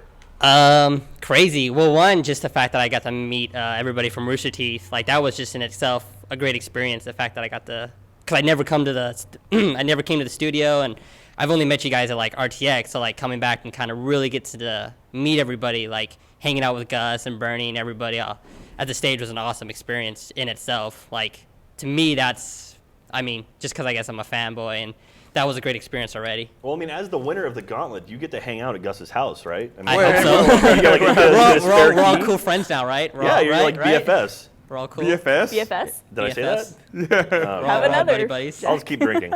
What out of all the games you played, during the course of the Gauntlet, what was probably your favorite? Which was the one you felt was like your most solid, like I got this moment? Even though we lost at Halo, that was my most solid, just because I was wrecking shop with a sniper, defending the base. You were a nightmare. I don't know if that came across in the video. It really didn't. But you were doing such an effective job of guarding your base that that game went on for a long time. Red Team had a real hard time even approaching your base. Yeah, I was like, I basically grabbed the sniper and I was like, all right, I'm defending, because like in Capture Flag, I really don't play like objectives that much. I just like to get kills. So like with that, I was like, I'm gonna just defend and they're gonna come. And so I got up on the side, like that dark area, and just basically every time the red team came by, I just sniped them with the sniper, got more ammo, whipped out the pistol when I needed to, and Yeah, I didn't show as much, but I mean, I didn't die the whole match, and I got 25 kills. So Yeah, I kept trying perfection. to set, yeah, I kept trying to set people up to snipe you, but you would see them before they got in position and kill them. yeah. Kyle was like sniping from his base, and I saw him, and I just picked him off. And then I think someone ran and got the sniper again, and I just sniped him again. And so I just kept doing it. And I mean, unfortunately, we lost, but that was like the funnest I had.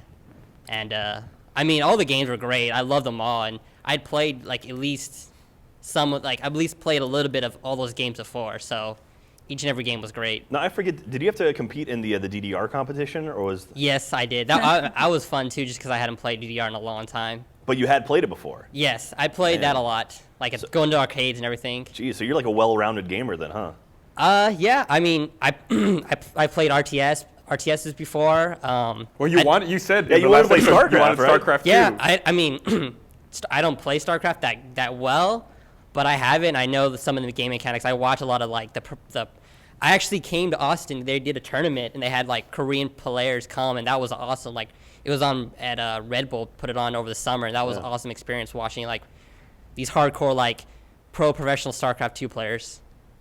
That's those StarCraft guys, like watching their hands over the keyboard. It's like they're playing a different game than I ever played. Yeah, in totally. StarCraft. I mean that like the only probably game I'm not good at is fighting. I just button smash. So Oh, really? If we did Street Fighter, I'd probably just be smashing buttons. That's all I would have Well, done. how'd you get your start in gaming? I mean, were you like an arcade guy, or were you more of like a PC guy, or? Well, from what my parents told me is that like I just asked for like the NES for like a commercial. I was like, I want that, and then they got it for me, and then like rest is history. Wow. Like I just had the NES, and like I got like, and then I got like N64. I got a PlayStation 2, Xbox, and then Xbox 360. Have a PC, and so yeah. So the NES was your first console, though. Yeah, it was. I don't remember what the only game I remember playing on it was like a game called Top Gun. Oh yeah, that was a good dude, game. I remember was- landing yeah. on the carrier, man. That was a That bastard. was like the funnest game. That was probably the only game I really remember playing, and like it's crazy. Like I don't remember. I just remember I had the NES, and the rest is history. Really, like I think I was like an 8. Man, that's awesome. Was it hard for you to keep it in that you won $10,000 for Definitely. like a month? Yeah, because I mean we wrapped up so early, like back in October, the end of October, and like I was just telling people, yeah, I'm on the show, and like like I didn't say anything, and like tell your friends and your family, everybody like that. It's really hard to like keep it in for such a long time, and just Yeah. constantly watching it throughout the weeks. It's just like I was so pumped every Thursday at 9 p.m. I never got so excited. All right, so you have now won. You won $10,000 from the Geico Gauntlet, and what is the first thing you're going to buy? Well, the crazy, before you answer that, I think the Oh, craziest Jesus. thing about the fact that you won $10,000 is on stage, after you won, Burnie came on stage with a briefcase that actually had $10,000 Yeah. in it. Like it wasn't a prop. There was literally yeah. $10,000 in I didn't cash. think it was $10,000. I thought it was just I thought it was a fake. Like, but then he told me like, no, that was actually $10,000. That was crazy. No, there are rules associated with game shows, and I'll be honest, I don't necessarily know if they apply to internet game shows. But have you ever seen the movie 21? Yes. You ever seen that? So there was a big scandal back in the day, I think late 50s, What? when they rigged a famous game show called 21. You mean Quiz Show? Was the name of the movie? Yeah, Quiz Show. Sorry, Yeah, Quiz Show is yeah. the name of the movie, right? It's a Robert Redford movie, right? Yeah, no. Directed it. John Turturro, right? Ray Fiennes is Ray in it. Fiennes, Yeah, yeah. Ray Fiennes is the main guy in it. Anyway, this show 21 was a famous game show, and they rigged it for several months. And they would tell these narratives in it. Anyway, so they got busted for doing that, and as a result, there's very specific rules associated with game shows. And one of the rules is that if you say you're giving them a prize amount, it can't be fake. You actually have to have that amount and say this is what this is. Or you can't say it, like just say, here you go, trophy in a suitcase. But if we said this is $10,000, it had to be $10,000. So we just made sure to follow those rules. We weren't actually sure that we had to, Yeah. but we just made sure that we did. Err on the side of caution, basically. Sure, yeah. Exactly. That's cool. So you had a briefcase full of cash. Was it all ones, or what was it? I mean, Well, actually, if you have so. $10,000, obviously the highest denomination is $100. Yeah. $10,000 is actually about this big. yeah, it's like 10 stacks of the wraps. It's literally like that thick and this big. It's a $100 bill. It's $100 bill. yeah. Yeah. Oh, yeah. So I guess it's one wrap. Yeah. It's just one. Yeah, but Yeah. it's literally that It's like, thick. Here you go. Yeah, exactly. So yeah, to make Not it as like fill the impressive. briefcase, it was a couple hundreds and then like ones and fives filling out the rest of it. So like, did you go pick that up from the bank, or who? No, it was our prop guy. I don't remember his name off the top of my head. I don't either. Wait, Yeah, so the prop Kathleen- guy said, I need $10,000. Pretty much, yeah. And they got $10,000 for us, and they arranged everything, and then they came and they brought it to me, and they said, here you go. This is $10,000. I am giving it to you. It's now yours to hold, Yeah. and I will get it back from you after the ceremony. And I said, okay. And after the ceremony, he was right there. He goes, I will take that back from you. And I turned around and gave it to him, and he took it away. And he Yeah. said, I have this now. Yeah, I think, yeah. There was a thing at E3 a few years ago where they had $1 million prize for some competition they were doing at E3, Right. and they had $1 million and a cube at the LA Convention Center, and it was like there were 2 armed guards on either side of it at Yeah. all times. Yoink. But it was kind of cool. It was like, wow, that is $1 million cash right there. That's a little bit harder to condense. I mean, I think one of the reasons why the U.S. has such low denominations, like I'm about to go to a casino in Las Yeah. Vegas. In a casino, you can get a $5,000 chip, $5,000 in a chip that you can just hold there like that. To get $5,000 in cash, you'd have to have a significant amount of Even if money. it's hundreds, like Yeah. you said, Even it's if like it's half hundreds, the half yeah. of one of those things. Yeah, and so it's like I think the reason they had the denominations so low, they stop at 100, is because they want to make it harder to accumulate lots Yeah. of cash. Absolutely. They want to make sure that it's difficult to transport and store. Like, I think if you go to Europe, you can get up to a 500 euro note. Is there not €1,000? No. I'm not sure. I know there's a 500, I don't know Yeah. if there's 1,000. But even the euro is worth more than $1. So a Yeah. 500 euro note is worth about 800 Not bucks. as much as it used to be. Not as much as it used to be. No, weren't they talking about getting rid of the dollar, or the dollar bill, right? They always talk talk about that, shit. yeah. $500 is like 500 euros is like $625. Well, there's no hard Canadian. times for Europe. There's Thank no you, Canadian Greece. dollar, right? There's the loonie and the toonie. Yeah, we don't have a right? bill. Yeah, you don't And have we're a bill. also getting rid of pennies. Really? Jack, most places don't have a bill, have a $1 Yeah. note. So 500 euros is $660 as of right now. 660. Oh, it went back 660, up. according to xe.com. So we XE.com. actually I use have that site all the time. I we use have that the site all the time. physical gauntlet here. That Oh yeah. So okay, So hold it Kara's up. handing Da-da-da. the gauntlet. So this is the actual Whoa, there physical we go. gauntlet, the There trophy, we go. which lights up and everything else. That was designed by a local artist. Her name is Kayla Cromer. Who Oh, I don't know did- Kayla Cromer made that. She Yeah. also She designed made what? the couch. She made the Rooster Teeth couch too, which we have to put in that hot seat spot soon. Yeah, well, Bernie's been drinking, too. We're A little once bit. Let's say hot seat spot. That's Hot kind of hard to speed. say. Hot speed. we're in the next week or two, we're gonna strike everything here, the whole podcast set up, and we're gonna recreate everything. We're gonna rerun everything more permanently and professionally, and we'll probably move the couch over at that time. Professionally. I mean, look, it's a mess. You never see No, this this on is camera. the but- cleanest I've seen in a long Yeah, time. it's- But actually, if we could cut back, Brandon, to that too, I want to point out too that Brian Beam, our graphics guy, and his graphic design, visual effects, everything. He also designed the Gauntlet, along with Taylor worked on it, right? With him? Yeah, she came Taylor, over. one of our modelers from RBB season 10, she came back and worked on it, and they made the Gauntlet based on Kayla's physical trophy. Oh, so that's cool. that's the order that went in. I thought all of the graphics and the intro stuff for the Gauntlet were really well done. I was really impressed when was great. when I saw it. For The music first was time. really good too. That was Jeff Williams, right? Yeah, the Gauntlet as a show was interesting because it started off, and the audience, I don't think really knew what to make of it because they're so used to if we put out a Rooster Teeth show, it's about the Rooster Teeth people, Yeah. and it's like we were like, this is not a show about us. There's some of us that happen to be in it, but it's about the contestants, and it was like people were like at first having trouble, like the show was having trouble getting its legs because people couldn't get past that. But then it was as soon as we sent home contestant Lewis, when he went home, that's when the shift happened. The older gentleman. Yeah, the older gentleman, yeah. And when the he went DVR home, episode. Yeah. then you immediately saw the shift in all the comments of like people stopped talking about us, and it was just like, oh, I can't believe Lewis went home. I'm so Yeah. sad. And then it shifted and became about the contestants. What's crazy is that someone ran into him, like he posted like a journal about it, like saying that someone like recognized him from the show and like came up and started talking to him, and he was so happy about it, and I was Oh, like, that's wow. crazy, like just someone like like just because he was on the show and someone came up to him and started talking about it. No, that's cool, man. I mean, it's Yeah. one of those things where it's like, when you spot someone that you recognize from somewhere outside of normal life, I guess Yeah. it's always cool. It's neat. Like, I know. We get it more frequently now. Actually, I was like on Christmas Eve.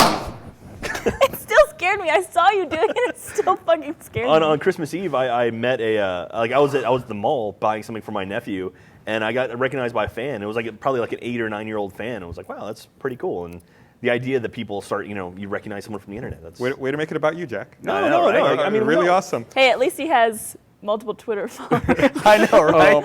This is like the douchebag couch over here a little bit. Sorry. But What was? I'm going to go back to games for a second, Tim. What was the hardest game? The one you were least confident about? I know you said you felt good about the Halo one. Rock Band, because I suck at Rock Band. Like Yeah. I played it and I like it. It's a fun game, but I'm so I'm terrible. Like, I'm so terrible at that rhythm game. Like, when we played DDR, I was like, okay, I'd rather play that. Yeah, you and Green Team ended up going to the Gauntlet that episode. Yeah, like when we did it, we were like, all right, we did pretty good, but we knew we weren't like, we knew we all struggled, so we knew that like if we went into the Gauntlet, we weren't surprised. Like we were like, okay, we kind of expected it, and we were just like hoping that like whatever game we play in the Gauntlet, we'll pull it through. And that's kind of like what I was thinking like the whole time. Like, all right, if I don't win in this game, I'll win in the Gauntlet. Like it's kind of like a backup, I guess. Yeah. Wow, that's confidence right there. I like it. It's like, yeah, I'll win the Yeah, Gauntlet. No big deal. You know, elimination, whatever. I'll come down to it and knock it out. Here's another thing that I have to say about the Gauntlet in general, and that is that the contestants that came and had to play games, a lot of times the comments, of course, it's gamers watching gamers play. They're always going to be like, these guys are fucking terrible. This is my Michael. That's your gamer? That's every Achievement Hunter video, by the way. About how terrible you are about playing how bad games. we are. Way to make it about you. Well, again, you guys are terrible at most of the games you yeah. play. I mean, you guys don't play any games well, and you play every game. But Unless the thing you're about the Gauntlet, unless it's Ray, the thing about the Gauntlet is you can be good at games, but show up and play any game. Like, anything's available to play. Like, you can take the best Call of Duty player, and you put him in Rock Band, he's going to be terrible. Yeah. You know what I mean? Or, you put him playing Tetris, he's not going to be You have great. to be really well-rounded. Yeah, to play every single game and like just show up, not know what you're going to play, and say, oh, here's a game you played 3 years ago. We're dropping you straight into a match to play it. And I think it goes to like what Tim said, where it's like, even if you have an off game, you still have like this chance at redemption, this chance to maybe there's another game that you're more familiar with that you can get back into the swing of things with. Yeah, and it's like, it's hard. I can't imagine like some of those games. I had to go through and play I wanted to have Left 4 Dead 2 in there for sure, and so we did that scavenge, which was one of my favorite rounds. That was probably the most intense round we had the entire time.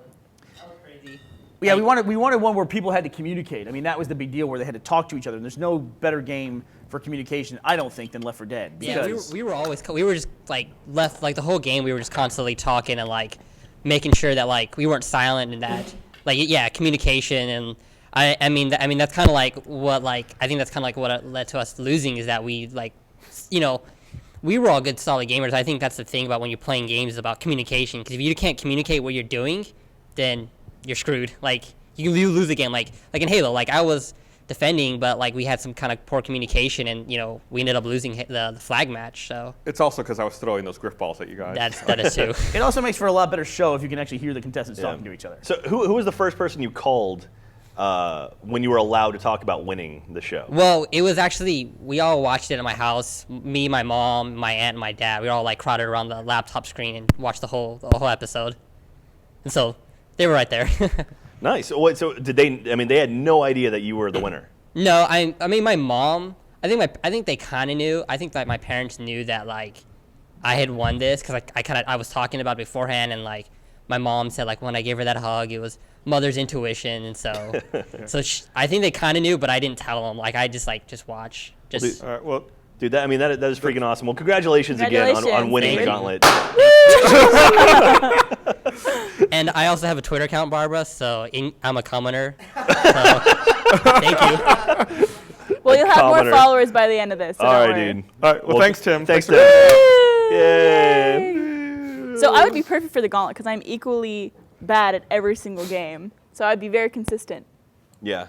Well, there's been a host of, for whatever reason, and I like this kind of thing, where people did a bunch of metrics, a bunch of spreadsheets. And one of the spreadsheets that was done was somebody went through and did a full attendance record of the podcast. Oh, yeah. And you can see like the major gaps. I forgot how many podcasts I wasn't on at the beginning, where I was gone for months at a time. Yeah. And I would get harassed about coming back on the podcast. The other one they did was a horse one, Jack. And this guy compiled a ton of metrics. I don't know if it's the same guy, but like multiple No, people. it was another guy that Yeah. did the horse one. And I noticed mine because I read mine. He said that I never won a single match of horse until I won the tournament. And then I just had like a 6-episode run where I didn't lose. No, it's kind of the podcasting was interesting. I think I'm the 4th or 5th most I think it was 5th. attended on the podcast, and it's funny because it's like Way to make it about you again, Jack. Well, no, I was Every time we bring something up, it's like, Christ. this is Jack talking 'cause about I how know it my relates own to shit. me. I was gonna say it's funny because like when Gavin showed up in America, it's like my attendance dropped on the podcast. So it was like, and I vanish off of it. So now that Gavin is wherever the fuck Gavin is right now, I'm happy to be back on the podcast. He's in England. Stupid England. Well, he'll be back by the time this airs. You going to Vegas with Maybe. me? Oh, Hey, yeah. wait. So what? My birthday's in 2 days. Talk about me again. Yeah. How old are you going to be? 31. the 31. Why do you say it with a moan? Because I'm in my 31.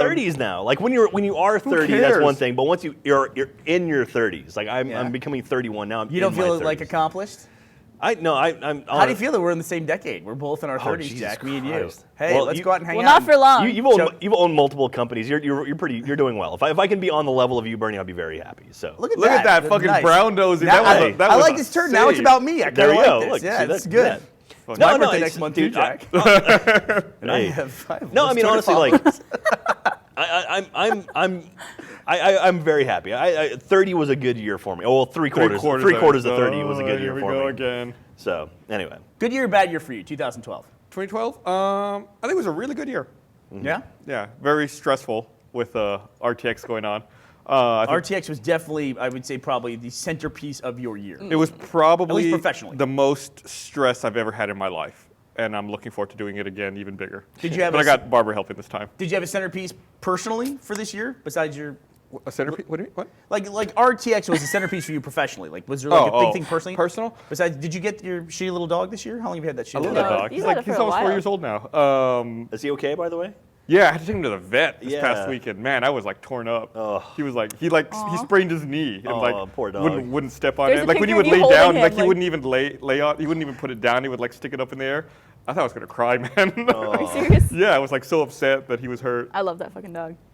That dog is. It's such a weird like when I look at you and I But- see that dog, I do not at No, all. you're the by the look way- at Gus. You said a no Gus. Yeah, But exactly. Gus Let me doesn't say- put up with anything high maintenance. Yeah. Bernie For sent some me reason. a text message indicating concern for the dog. He's I like, did. hey, I hope your dog's okay. It's like, oh yeah, he just sprained his knee. And then Bernie replied with like an emoji icon of like a little frowny face with a tear.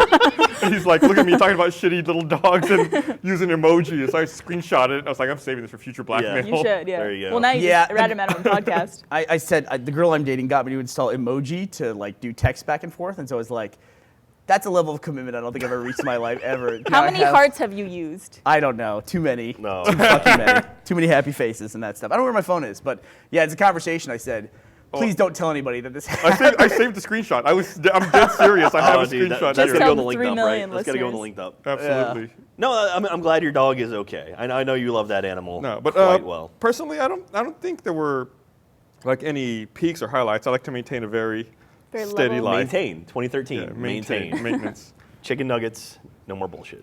Chicken nuggets, no more bullshit. That's I think throwing it actually, back. Oh, here the we go. resolution is McNuggets, no more bullshit. Please, I like it says using emoji and talking about small dogs. ... Please don't tell anyone this happened. It's- I just realized in the middle of it we can't be reaching this level, Gus. that's awesome. But Gus, it is incredible to me what you will put up with like now. Like before, you would never put up with anything high maintenance. Now you have a little dog. I didn't even know that dogs had knees. I mean, honestly, I didn't either until How the do you vet. think they walk? I don't know. The They vet have was two like, well, ankles. let me check his knee. And I was like, I never thought about it. I guess that's a knee up there, like in that It's a joint. weird Yeah. back leg they have. Yeah.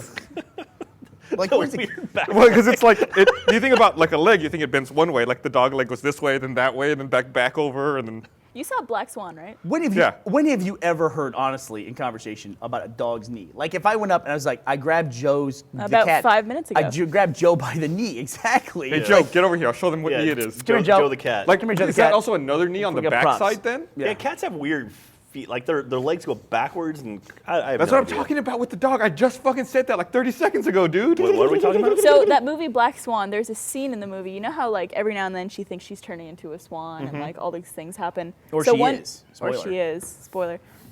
She becomes Mila Kunis. There's one scene where she's in her bedroom and her legs break backwards. Oh, yeah. And I actually was in Austin watching that movie with Jack and Joel. I'm fucking talking to you. So, sorry, we're watching. Like we asked for Joe the cat, and Kara's pulling Joe the cat out of the room. At first, Carol looked like she was coming to help us get Joe, and then Yeah, she and like then she literally coaxed took him out Joe of the room. out of the room. All right, so we're talking about Black no, Swan. bring him over here. Barbara, me, and Joel went and saw Black Swan. Yeah, Probably do you find remember his that? knees. No, it's Arboretum. So He's mad at me, Joe the cat. Go, He keep is. going. You can't Sorry, stop. I'm so Stop, sorry. yeah. I'm sorry. I'm sorry. everyone's talking. I'm listening. That's the way the podcast works. You just keep talking. Other stuff happens. So at one point when that's happening, her legs are breaking backwards, and everyone in the theater is like super quiet and it's really intense. Joel leans over to me and goes, I think she's turning into a dog. Like really, really quietly. And I burst out laughing in the middle of the theater. And everyone is staring at me because I'm like crying. So fuck you, Joel. Well, there you go. So not even on the podcast. All right, so let's look for where's Joe's We're knee? talking Is about this his knee here? I was talking about the back leg. So this is his knee. No, the back No, leg. no, the back leg. Oh, the back leg. Yeah. Let's use Joe's example. All right, here we go. Be careful where you aim that thing. So Barbara, come here. I'll turn around so you can. Barbara, you. Yeah, Show the knee that was. is it? So that I think that's one knee, but Is that's that not the knee? one. I was talking about the other one up top. That's an ankle. This? So, Up is this the top. knee up here? Like where it bends, going down, a little below there. There, that's the knee. We've got cat anatomy on the podcast. Joe did not give a fuck. So This is the best way to start when- 2013. When I took my dog to the vet was like, I'm gonna check his knee because I'm trying to move it. He's being real guarded. He may have torn his ACL. And I know what ACL is, right? Yeah. Yeah. And then like what she is looks he, a at, linebacker? you know, and then, like, she wide looks at me like an idiot, and she's like, you know, like a football player. I was like, I know what you're talking about. Like a football player, except small and shitty, and living in your house. And described via emoji by Oh, no, Burnie. it's like the music festival that happens in Austin. Like, oh no, come on. Dude, I'll tell you what. I don't want a dog, but if I could get like a 6-inch tall offensive lineman to live in my house, I would. Oh, don't do that when he's Don't on my scare lap. Joe. Wow. Scare the shit out of him. Aw. So Joe. Yeah, he looks very scared. Look at him. He looks terrified. Yeah, he does. I wonder if Joe has any like concept of the passage of time at all, like 1 year to the next or anything like that. Like for clearly. Joe is this is my Joe voice. For Joe is is there the concept that seasons mean time, or is it just weather? Or does he even remember the weather? Does he remember it being hot and now it's cold? Yeah. Right? Does he expect it to get hot again? I mean, no, cats shed more in the summer than they do in winter. Shed so- more. He Bad doesn't right now. mentally make that assumption. Yeah, no, like he does. he's not like, oh, time to shed. Yeah, totally. He's got a switch. He's got to flip. And that he's like, all right, time to get we need fur a over Joe voice. everything. That may have been the funniest thing I've ever podcast. seen you do. You don't know. I could be thinking about that right now. Is it time to shed? We got we have to mic Joe. No, Joe, it's- I love you. I think Joe got mad at me last week because I tossed him on Miles, and he actually got like mad at me for a Yeah, couple days. he's been avoiding you most Yeah. of the time. Come here, And, Joe. Oh, bye, Yep. Joe. Bye, Joe. Love you. Hopefully he doesn't eat any more of this confetti. So I got a new house, so I'm going to be moving in and taking Joe with me, I think. Oh, really? So that's our solution for Joe. Awesome. cool. Yeah, a lot of people have Awesome. been asking if we found a house for him. Yeah, people were really concerned about Joe. The We answer. appreciate it. Yeah, when Thanks, Kara. when I was chasing him earlier because he ate the confetti, Kara was like, "Oh, don't worry, leave him alone." I was like, "No, he's gonna throw it up on the set. We need to get it out of his mouth right now." Yeah, I love cats. I've got 2 cats in my house, but the cats throw up, and that might be the worst thing ever. Actually, I woke up this morning, and my cat was like starting to throw up on my bed. Oh. And I was like, I had to like kick him off the bed in order for him to So- get. Like, you can You throw up on the can't You know floor. what? Cat? They should make alarm clocks that make the animal about to throw up noise. Because that will always wake you up. I will jump out of bed in a fucking second, like ready to go. So this morning, like something really weird. It's not really weird, but it was a strange experience for me in my head. At about 4:30 this morning, I didn't know it was 4:30, so I'm asleep, right? And then all of a sudden, like in this deep sleep, I hear like a tone, like a meh, meh, meh. And I'm like, what? Meh, meh, meh. And I wake up, and I'm like slowly in that kind of hazy, half asleep, half awake. And I open my eyes, and there's like a dim light in the corner of my room. And I hear this meh, meh, meh going off. I'm like, what's going on? I was like, that's not my alarm. And I'm like looking around, like trying to shake the sleep off.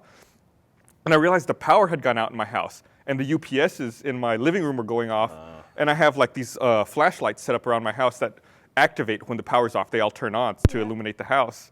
And it was like a weird nightmare where it was like waking up. Keep telling your story. Keep telling your story. I gotta get this out of here. There's a piece of confetti in here. It's driving me Thank crazy. you. It's probably driving the audience nuts. Phil. And it was like this weird nightmare where you're waking up and there's this alarm you don't recognize and this strange light. I felt like I was on a spaceship and something was going wrong. Oh, Jesus. It's just like, it's so weird to be woken up unexpectedly from Yeah. a super deep One sleep. time I had the radio playing as my alarm clock. Now I learned that doesn't work at all anymore. And there was a song playing, I think it was like Sarah McLachlan or something. And I was having a dream that I was in like some sort of heavenly state with like all these like animals all around me. And it was her fucking song from that stupid Oh God. animal. The worst commercial ever. Yeah. Like yeah. In the arms of an angel. Yeah, that's the one. And I was dreaming about animals. Yeah, I had to get that piece of confetti out of Gus's hair. Sorry about the interruption with my butt there. Yeah, the but- audience got yeah. a nice shot. Well, Well, it's always bad when you're welcome. you incorporate your alarm into your dream.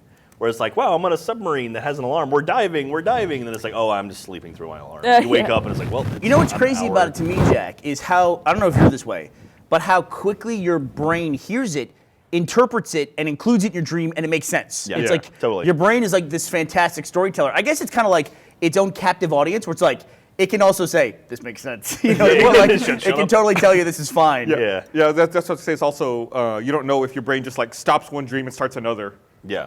and Well, then you have no concept of that it's- happening. Or you weird. just accept it, right? Right. Like your brain finds this acceptable, so it's acceptable, and this Yeah. is okay, let's doing this. Well, it's weird too. Like when you I know when I can hit the snooze and fall back asleep and dream before my snooze goes off, and that's like a 9-minute window. And it's like, man, it's crazy to think that you can have a full dream in that little maybe 2 minutes. I can fall of asleep REM and dream in like 45 seconds. Yeah, Like, What he's saying is like you have what appears to be longer than a 9-minute dream. Yeah. Like dream time is longer. Yeah. I mean, you know? it's like Inception. Inception. Yeah, exactly. Yeah. It's Inception. My brother once told me something kind of creepy, which was he described when I was a kid, he described that phenomenon to me. My older brother who trolls me forever. And he said, that's probably what happens when you die, is you just have a dream that lasts for the rest of eternity. And it just fills up the rest of the space. that is Whoa. the creepiest. It's thing creepy, I've right? ever It's thought creepy. of. And I wish he hadn't put that in my fucking head. What if we're all dreaming right now? What's that? Yeah, You're what if dead, we're you're dead already. Aren't you and and this is a Gavin dream. in a coma right now somewhere? God, I And- hope not. I just Like- hope Gavin's some kind of byproduct of just all the horrible things I did in my life, and just spontaneously generated. That sounds about right. Yeah. Did you see that photo of Gavin in the Santa suit? Yeah. Why do you have boobs? I have no idea. Yeah, he had giant boobs for some reason. Yeah. I mean, Why that's not? cool, but you know. Were you strangely Free attracted to boobs. him in that photo? No, I know. I will never be strangely attracted to I Gavin. thought I had another one of those guns, but I don't. Only I've normally got a thing here. attracted? You want this No, thing? I've got other ones. So this is podcast 199. Yes. $1.99. So for podcast 200, Jay or Dan and I wanted to have a bow tie podcast, Nice. but he's going to be out still for the holidays. Oh, he's still gone. Yeah, so we'll probably do a bow tie podcast for number 201. Nice. Okay. I don't know if we're going to do anything else special. I need to figure that out, I guess, in the next Yeah. week. We should drink alcohol. on the Time's a ticking. podcast. Yeah. I guess. Champagne. Yeah, I don't know. What should we do? Do you have any ideas? Well, it's I gonna can be- think it's- about it. It's the second week. Maybe we of should the set year. up a phone here during the live stream Oh and, my and god. talk to people. That's asking for The trouble. worst idea ever. That sounds like a horrible idea. It does to sound like me, a horrible yeah. idea. No Happy offense New to that. Year! I don't know, man. It's a little smoke cloud. That's a little bad. I mean, what did we do for 100? That was our first video podcast of all time. Yes. So it seems like we should do something. Smell-o-vision. I don't know what. Everyone gets a card you can scratch and smell it. We've already done live podcasts. We've already done video podcasts. What else can we do? We do some kind of A video game naked thing. podcast. We've had some interaction. We do a podcast in Halo 4. You have confetti on What do you your think is the eyebrow. What do you think is the least popular thing that we've done on the podcast? The Like, least to popular- change it up. The least popular People thing don't we've seem done. to like guests very much. That is the thing that I've Yeah. noticed as well. The people Yeah. don't seem to like guests. Well, I think the people that are into whatever the guests are talking about love it. Yeah. But then if you're not, that's not something you're into, then it's kind of like, all right, I'm done, and Well, and we'd whenever, like to thank Tim for appearing on today's podcast. Hey, Tim. whenever we Tim. have a guest, it's always something we're interested in. It's always people we want to talk Yeah. to. Like we talked to the course. Bioware guys, that to me was awesome. I thought it was great. And that's when we had Adam on the podcast. Yeah. and that was a lot of Interviews are fun. tough, though. I get Yeah. it because Well- it's like, I mean, even when we do interviews, like when one of us appears and does an interview on another show and we tweet about it and post it and all that, even post it on our front page, it gets way less views than a normal video than we normally do. People just like, Well, it's not like comedic. It's not like a scripted piece of entertainment. It's Yeah. informative. yeah, but I think Barb's right though. I think, don't you agree that guest Yeah, I go segments with tend to that. be our least popular? I like the way we're doing it now, where we have people appear, and it's like the whole podcast isn't centered around the guests showing up. So And I think- episode 200 just Well, I gonna don't be think we ever all did guests. Oh, we- no, what I'm saying is like, so we can't do guests either. Well, 'cause I we've don't done think that. we ever did a podcast where it was entirely centered around a guest. We did the one when you were gone. We did the one in LA where we had Oh, Hannah and we right. had Shira on. Yep. Right. Yeah. And they were our guests. Yeah. And One that of was the- pretty what, much the 3 entire episodes podcast. you missed, Gus? No, I've missed more than that. Really? How many have you missed? I think according to the spreadsheet, I'm like at 95%. Really? Yeah. That low? So I But you're missed- the highest. Yeah. So if I missed 1 in 20, I've missed 10 then. Jeez, that seems like a lot more. I miss a good number. Really? Yeah. Early on. I mean, there were a few Mm-hmm. that you missed. Why don't we put it out there? We'll crowdsource it. So if you guys have any suggestions for what we should do for our 200th podcast. Please let us know. We want to do something fun. Yeah, tweet us with the hashtag RT Podcast. We even did a location one because of the send it- Gauntlet. send So it I thought email. that went really well, actually. the audience liked that one a lot. Yeah. Yeah, and I Good thought- thing you got that audio. So, did we talk about that? We didn't talk about that. I don't think so. So, this was after we filmed the finale of the Yeah, Gauntlet. that's right. Yeah. We had that day we had taken down all the podcast equipment with us, and I forgot the power supply for our audio mixer. So we had everything we needed to do the stream, except we couldn't run any audio. Kind of an important yeah, thing so, in a like, podcast. 30 minutes before we were supposed to go live, I called Barbara, and she came over and grabbed the power supply from here in the annex. And this was a place that was a 30-minute drive away Yeah. from Yeah, Austin. it was a ways away. So she And had I to was only like on my way back to Austin, so I had to drive to the office, grab it, find it, because I didn't know what it looked like. I don't know what equipment Yeah. looks like, and then drive it back to San Marcos. That was- we literally were ready to stream about 2 minutes before we were supposed to go live. Yeah. That day, it was a fucking nightmare. Yeah. I would have gotten pulled over easily. I was driving really fast. nice. But anyway, it was great. I really liked it anyway. No, it was fun. Like that was actually it was funny because I got there a little early, so we were prepping for it. And actually, that's where I met Tim. And he came up and he's like, "Hey, I'm a big fan." I was like, "All right, cool." And I had no idea that he had won because like you guys had literally just finished Yeah. filming the finale, and like so he came up and he's like, "Hey, what's up, man?" I was like, "All right, cool." Yeah, the final four contestants were still there. Yeah, and in fact, yeah. they sat in on that episode Yeah. and watched the they're taping off of it. way in the Yeah, you distance. could see some of them on the balcony, like popping their head up and like. Oh, walking really? No, by. they're not on the balcony. They were like around behind the Oh. stage. The people on the balcony were like guardians and like Yeah. people that were there to There was like to a help us bunker. with There was like production. 8 people sort of in a little bunker area Yeah. near the sort of control area. It was we really had. entertaining. Yeah, was fun. we had to make sure that the 4 people could I- not be on camera at all. They were like around the corner. Yeah, they True. were hidden. hidden Didn't away. think about that. Yeah, I remember that one. I got a little drunk on that one. That was my magic trick. Well, the episode. interesting thing about that podcast as well was that is a venue that's also a bar. They also Oh, yeah, sell yeah. liquor. So we were there, in trouble. and we brought beer in like we normally do for the podcast. And then because of Texas Alcohol Bureau, we could not drink our own beer that we brought in, so we had to buy it from the bar. But the guy who ran the place was still there, so he would bring us beer for us to drink on the podcast. But then I think we had to pay him, right? yeah, Right? then Like, or we had a tab we over had or to something. pay him. Well, for the it was beer a we weird drank. thing that happened that I just learned. There's a lot of strange rules about alcohol in Texas. And it goes back to when Texas was a much more religious state. We were a very heavy Baptist state. 20 years ago. Yeah, there's a lot of, not that long ago. There's a lot of rules associated with the Baptist religion and drinking and dancing, but mainly drinking is the one they pass laws about. And I just recently found out, Gus, when I was at Button-on-Mathon, I went overnight, they stopped serving alcohol at 2. They start serving alcohol again, I think at like 8 in the morning. But I didn't know this was a rule. Until from like 8 to noon, you can order alcohol, but you also have to order food. Yes, Yeah. that's what happens on Sundays. Yeah. You can't buy. But yeah, you just said that. Yeah. So I never heard that before. Yeah, Yeah. it's the weird loophole. Isn't it a law here that if you're a pub that serves alcohol, you also have to have food available for purchase as well? No, Really? that's not true. That's not a law here? No, you can operate a bar that does not sell food. Really? Absolutely, there are tons of them on 6th Street. There are very few bars that actually sell food. Yeah. Interesting. Yeah. The laws in Texas are weird. I mean, when I worked at a grocery store here in Austin, and on Sundays we literally had to shut down the beer aisle. Like we had to put a little chain up, and it was like until noon we couldn't sell any beer. And it's like, why? I don't get it. But Oh, it's even weirder than that. I mean, it's Yeah. like we got into the whole discussion of like, there's just things that when you live in a place, you accept them for the way they are. Yeah. And like the best example I can think about that is, I think we've talked about in the podcast a few hundred episodes ago, but one of the strangest things to me is that in America, at least in Texas, where we live in America, you have to license your car every year from the government. You have to get a sticker that goes on your windshield or on your license plates that say, this is registered with the state and I can drive my car. And we just accept that because of course you get your car license because we all do it. Right. But in the UK, you have to do the same thing with televisions. You have to license your television every year and get like a television license. so when you drive Really? around town, you can show your license. Yeah, if you have a television in your house and plugged in, it has to be licensed by the BBC. And there's essentially, the government. different costs associated with whether or not it's a color television versus a black and white television, Are you which is serious? probably not relevant as much these days. And I assume it's probably different versus on SD versus HD television. Well, and it's one of those things, it's like when you don't pay that fee, you're like, what are you talking about? This is the most ridiculous thing I've ever heard of. But you talk to someone from the UK, they're like, yeah, TV license, yeah. What's the big deal about that? So is Gavin confused that he didn't have to license his TV here?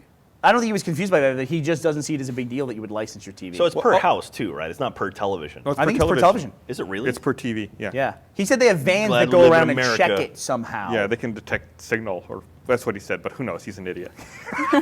So to take it a step further here, stop me if this is getting too political. So you pay a registration fee for your car, and people accept that. But if it was called like a car tax, people would not accept that. Absolutely. Absolutely. You're It's absolutely right. It's the exact same thing, right? Of course it is. I mean, it's just money you're paying to the government. I mean, Right. you call Yeah. one a tax and one a fee. It's like that's always confusing to me. Is like the small verbiage changes you can make that make things acceptable or unacceptable. Like it's people are like okay or no, fuck this, we don't want to do it. Yeah. It's weird. Do you think?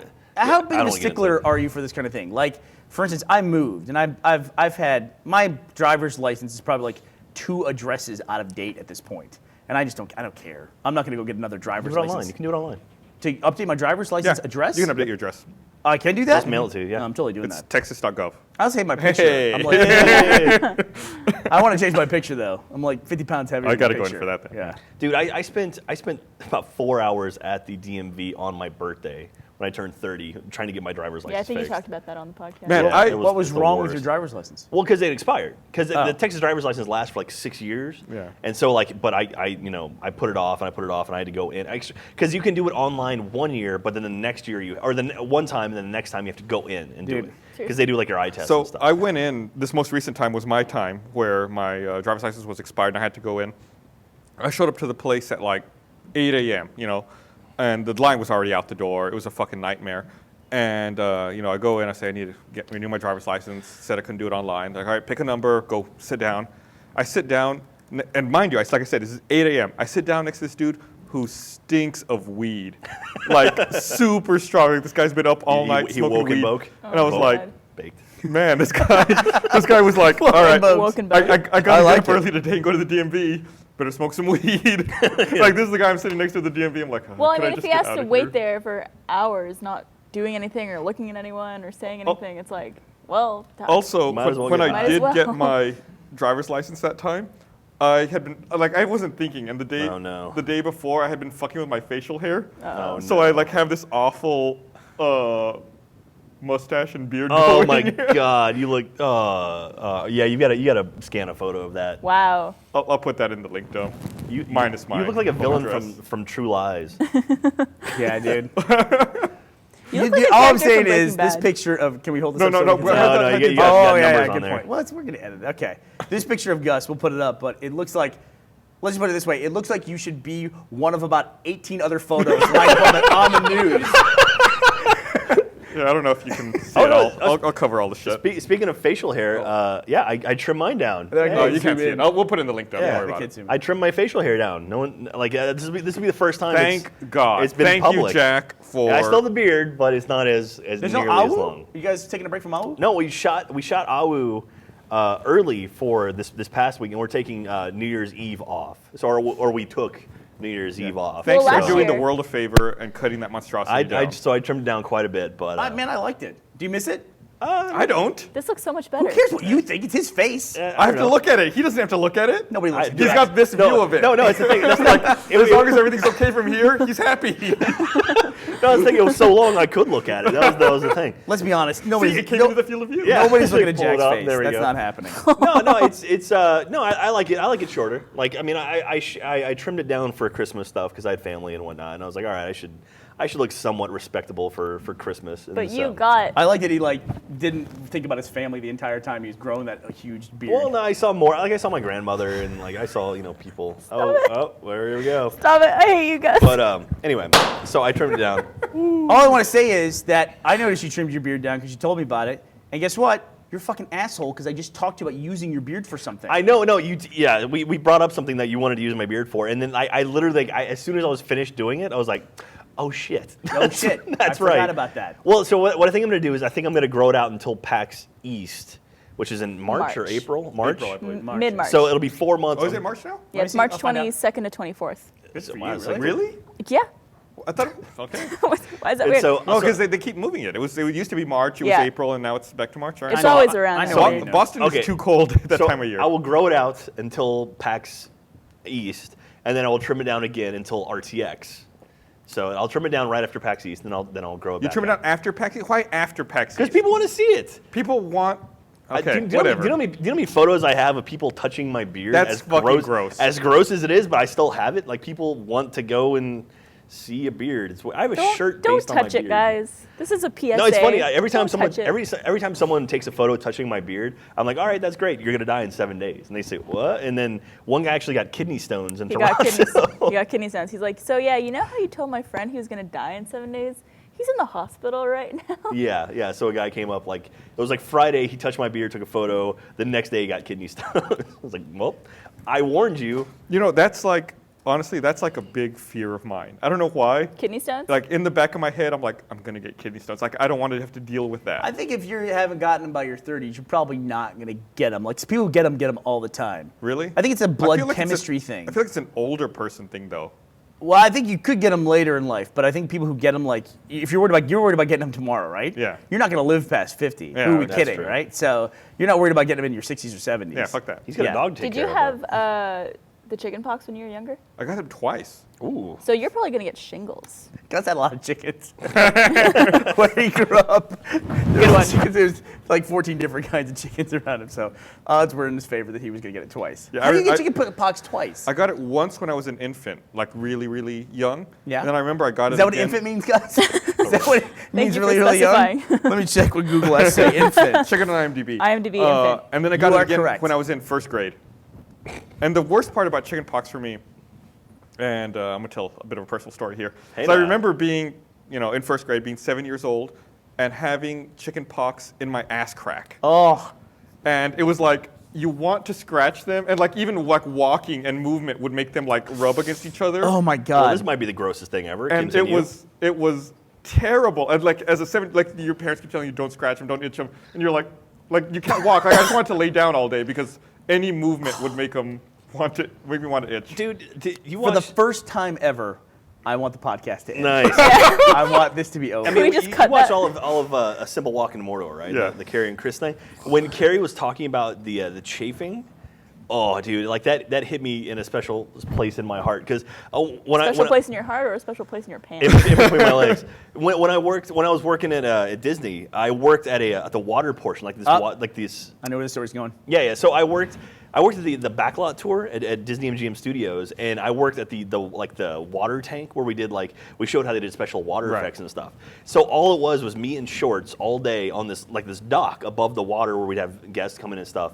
And that combination of moisture and walking around all day, it was like chafing times a billion. It was the worst thing ever. No, it's just chafing and it hurts just as bad dude, for it everybody's hurts whole. so fucking Yeah. bad. I went on a 4-day golf trip with some of my buddies. We did 4 rounds of golf, and the first day, walking the course, it rained on us, and we were I didn't think twice. Who gives a shit? Fucking rains on us. Nobody, as long as we get hit by lightning, we're okay. That was misery. Yeah. The rest of that trip was horrible. Yeah, something about the moisture and just moving around a lot is just well, I'm gonna have to invest in baby powder because I'm gonna be using the shit out of this stuff. Yeah. It is the worst thing. It's one of those things. If it happens to you once, you never want it to happen again. No. And you think about it every time you get in those Yeah. conditions. You got special travel underwear. I did get special travel underwear. It's supposed to. What is it supposed to help with? I wore them yesterday. I wish I'd worn them today. Show no. the podcast. Yes, I could show everyone watching the video. It's these types of underwear. It's a brand called Icebreaker, and it's made of merino wool, and it's supposed to be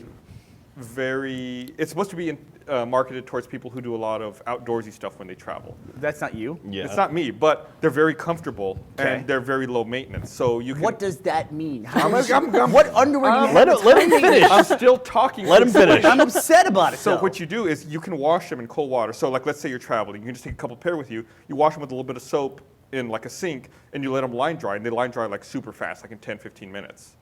So like let's say you just take a couple pair with you on a trip, you wash them real How quick. light are you packing? Where If are you just want to going? take your backpack. Do you Where say are put it in you your going? pockets or something? Where Or are just you wear it. going? Or Wear you just multiple like their places. suggestion. I don't do this, but their suggestion is you can wear them up to 3 times before you have to wash them. Ugh. All right, I'm done. This I'm is gonna go. underwear? I'm gonna apologize, everybody. I gotta go. That's it. Bernie's Good stepping year away. podcast. That's it. Yeah. I'm gonna end on that note. for the Happy year. 199, everybody. I can't take it. All right. Goodbye. Is Bernie gonna use the restroom?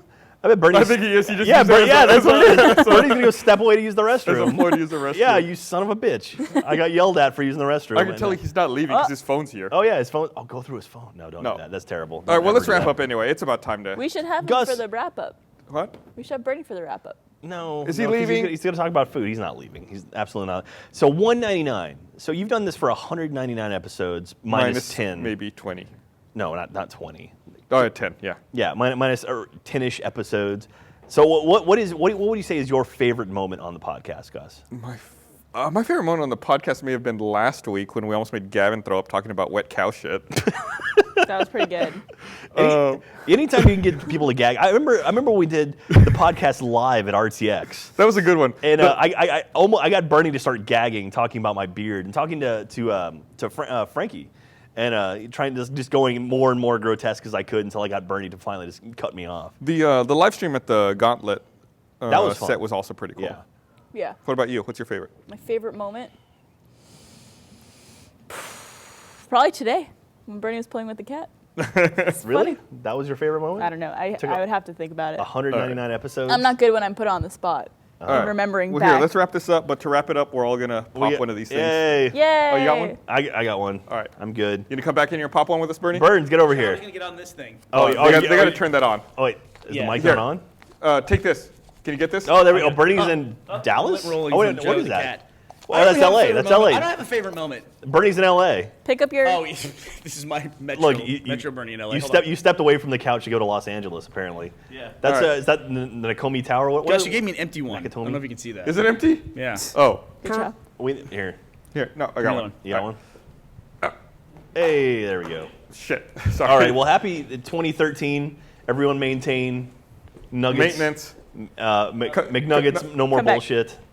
All right. Bernie's walking around, All right. smashing Happy into New shit. Year. So Bernie's over there. I'm over here. Hey, Barbie, do you want to go first? there you go. Oh, no. All at the same All right, time. everyone at the same time. All right. One, One, two, two, three.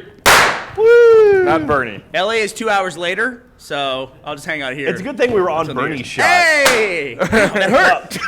Shit. That one stung me a little bit. All right. Well, let's wrap this up. What a shitty way to end 2012. Thanks for watching, Happy New Year. everybody. We'll be back next week with number 200. I think someone licked this. Have a good 2013. Bye. Bye. Happy New Year.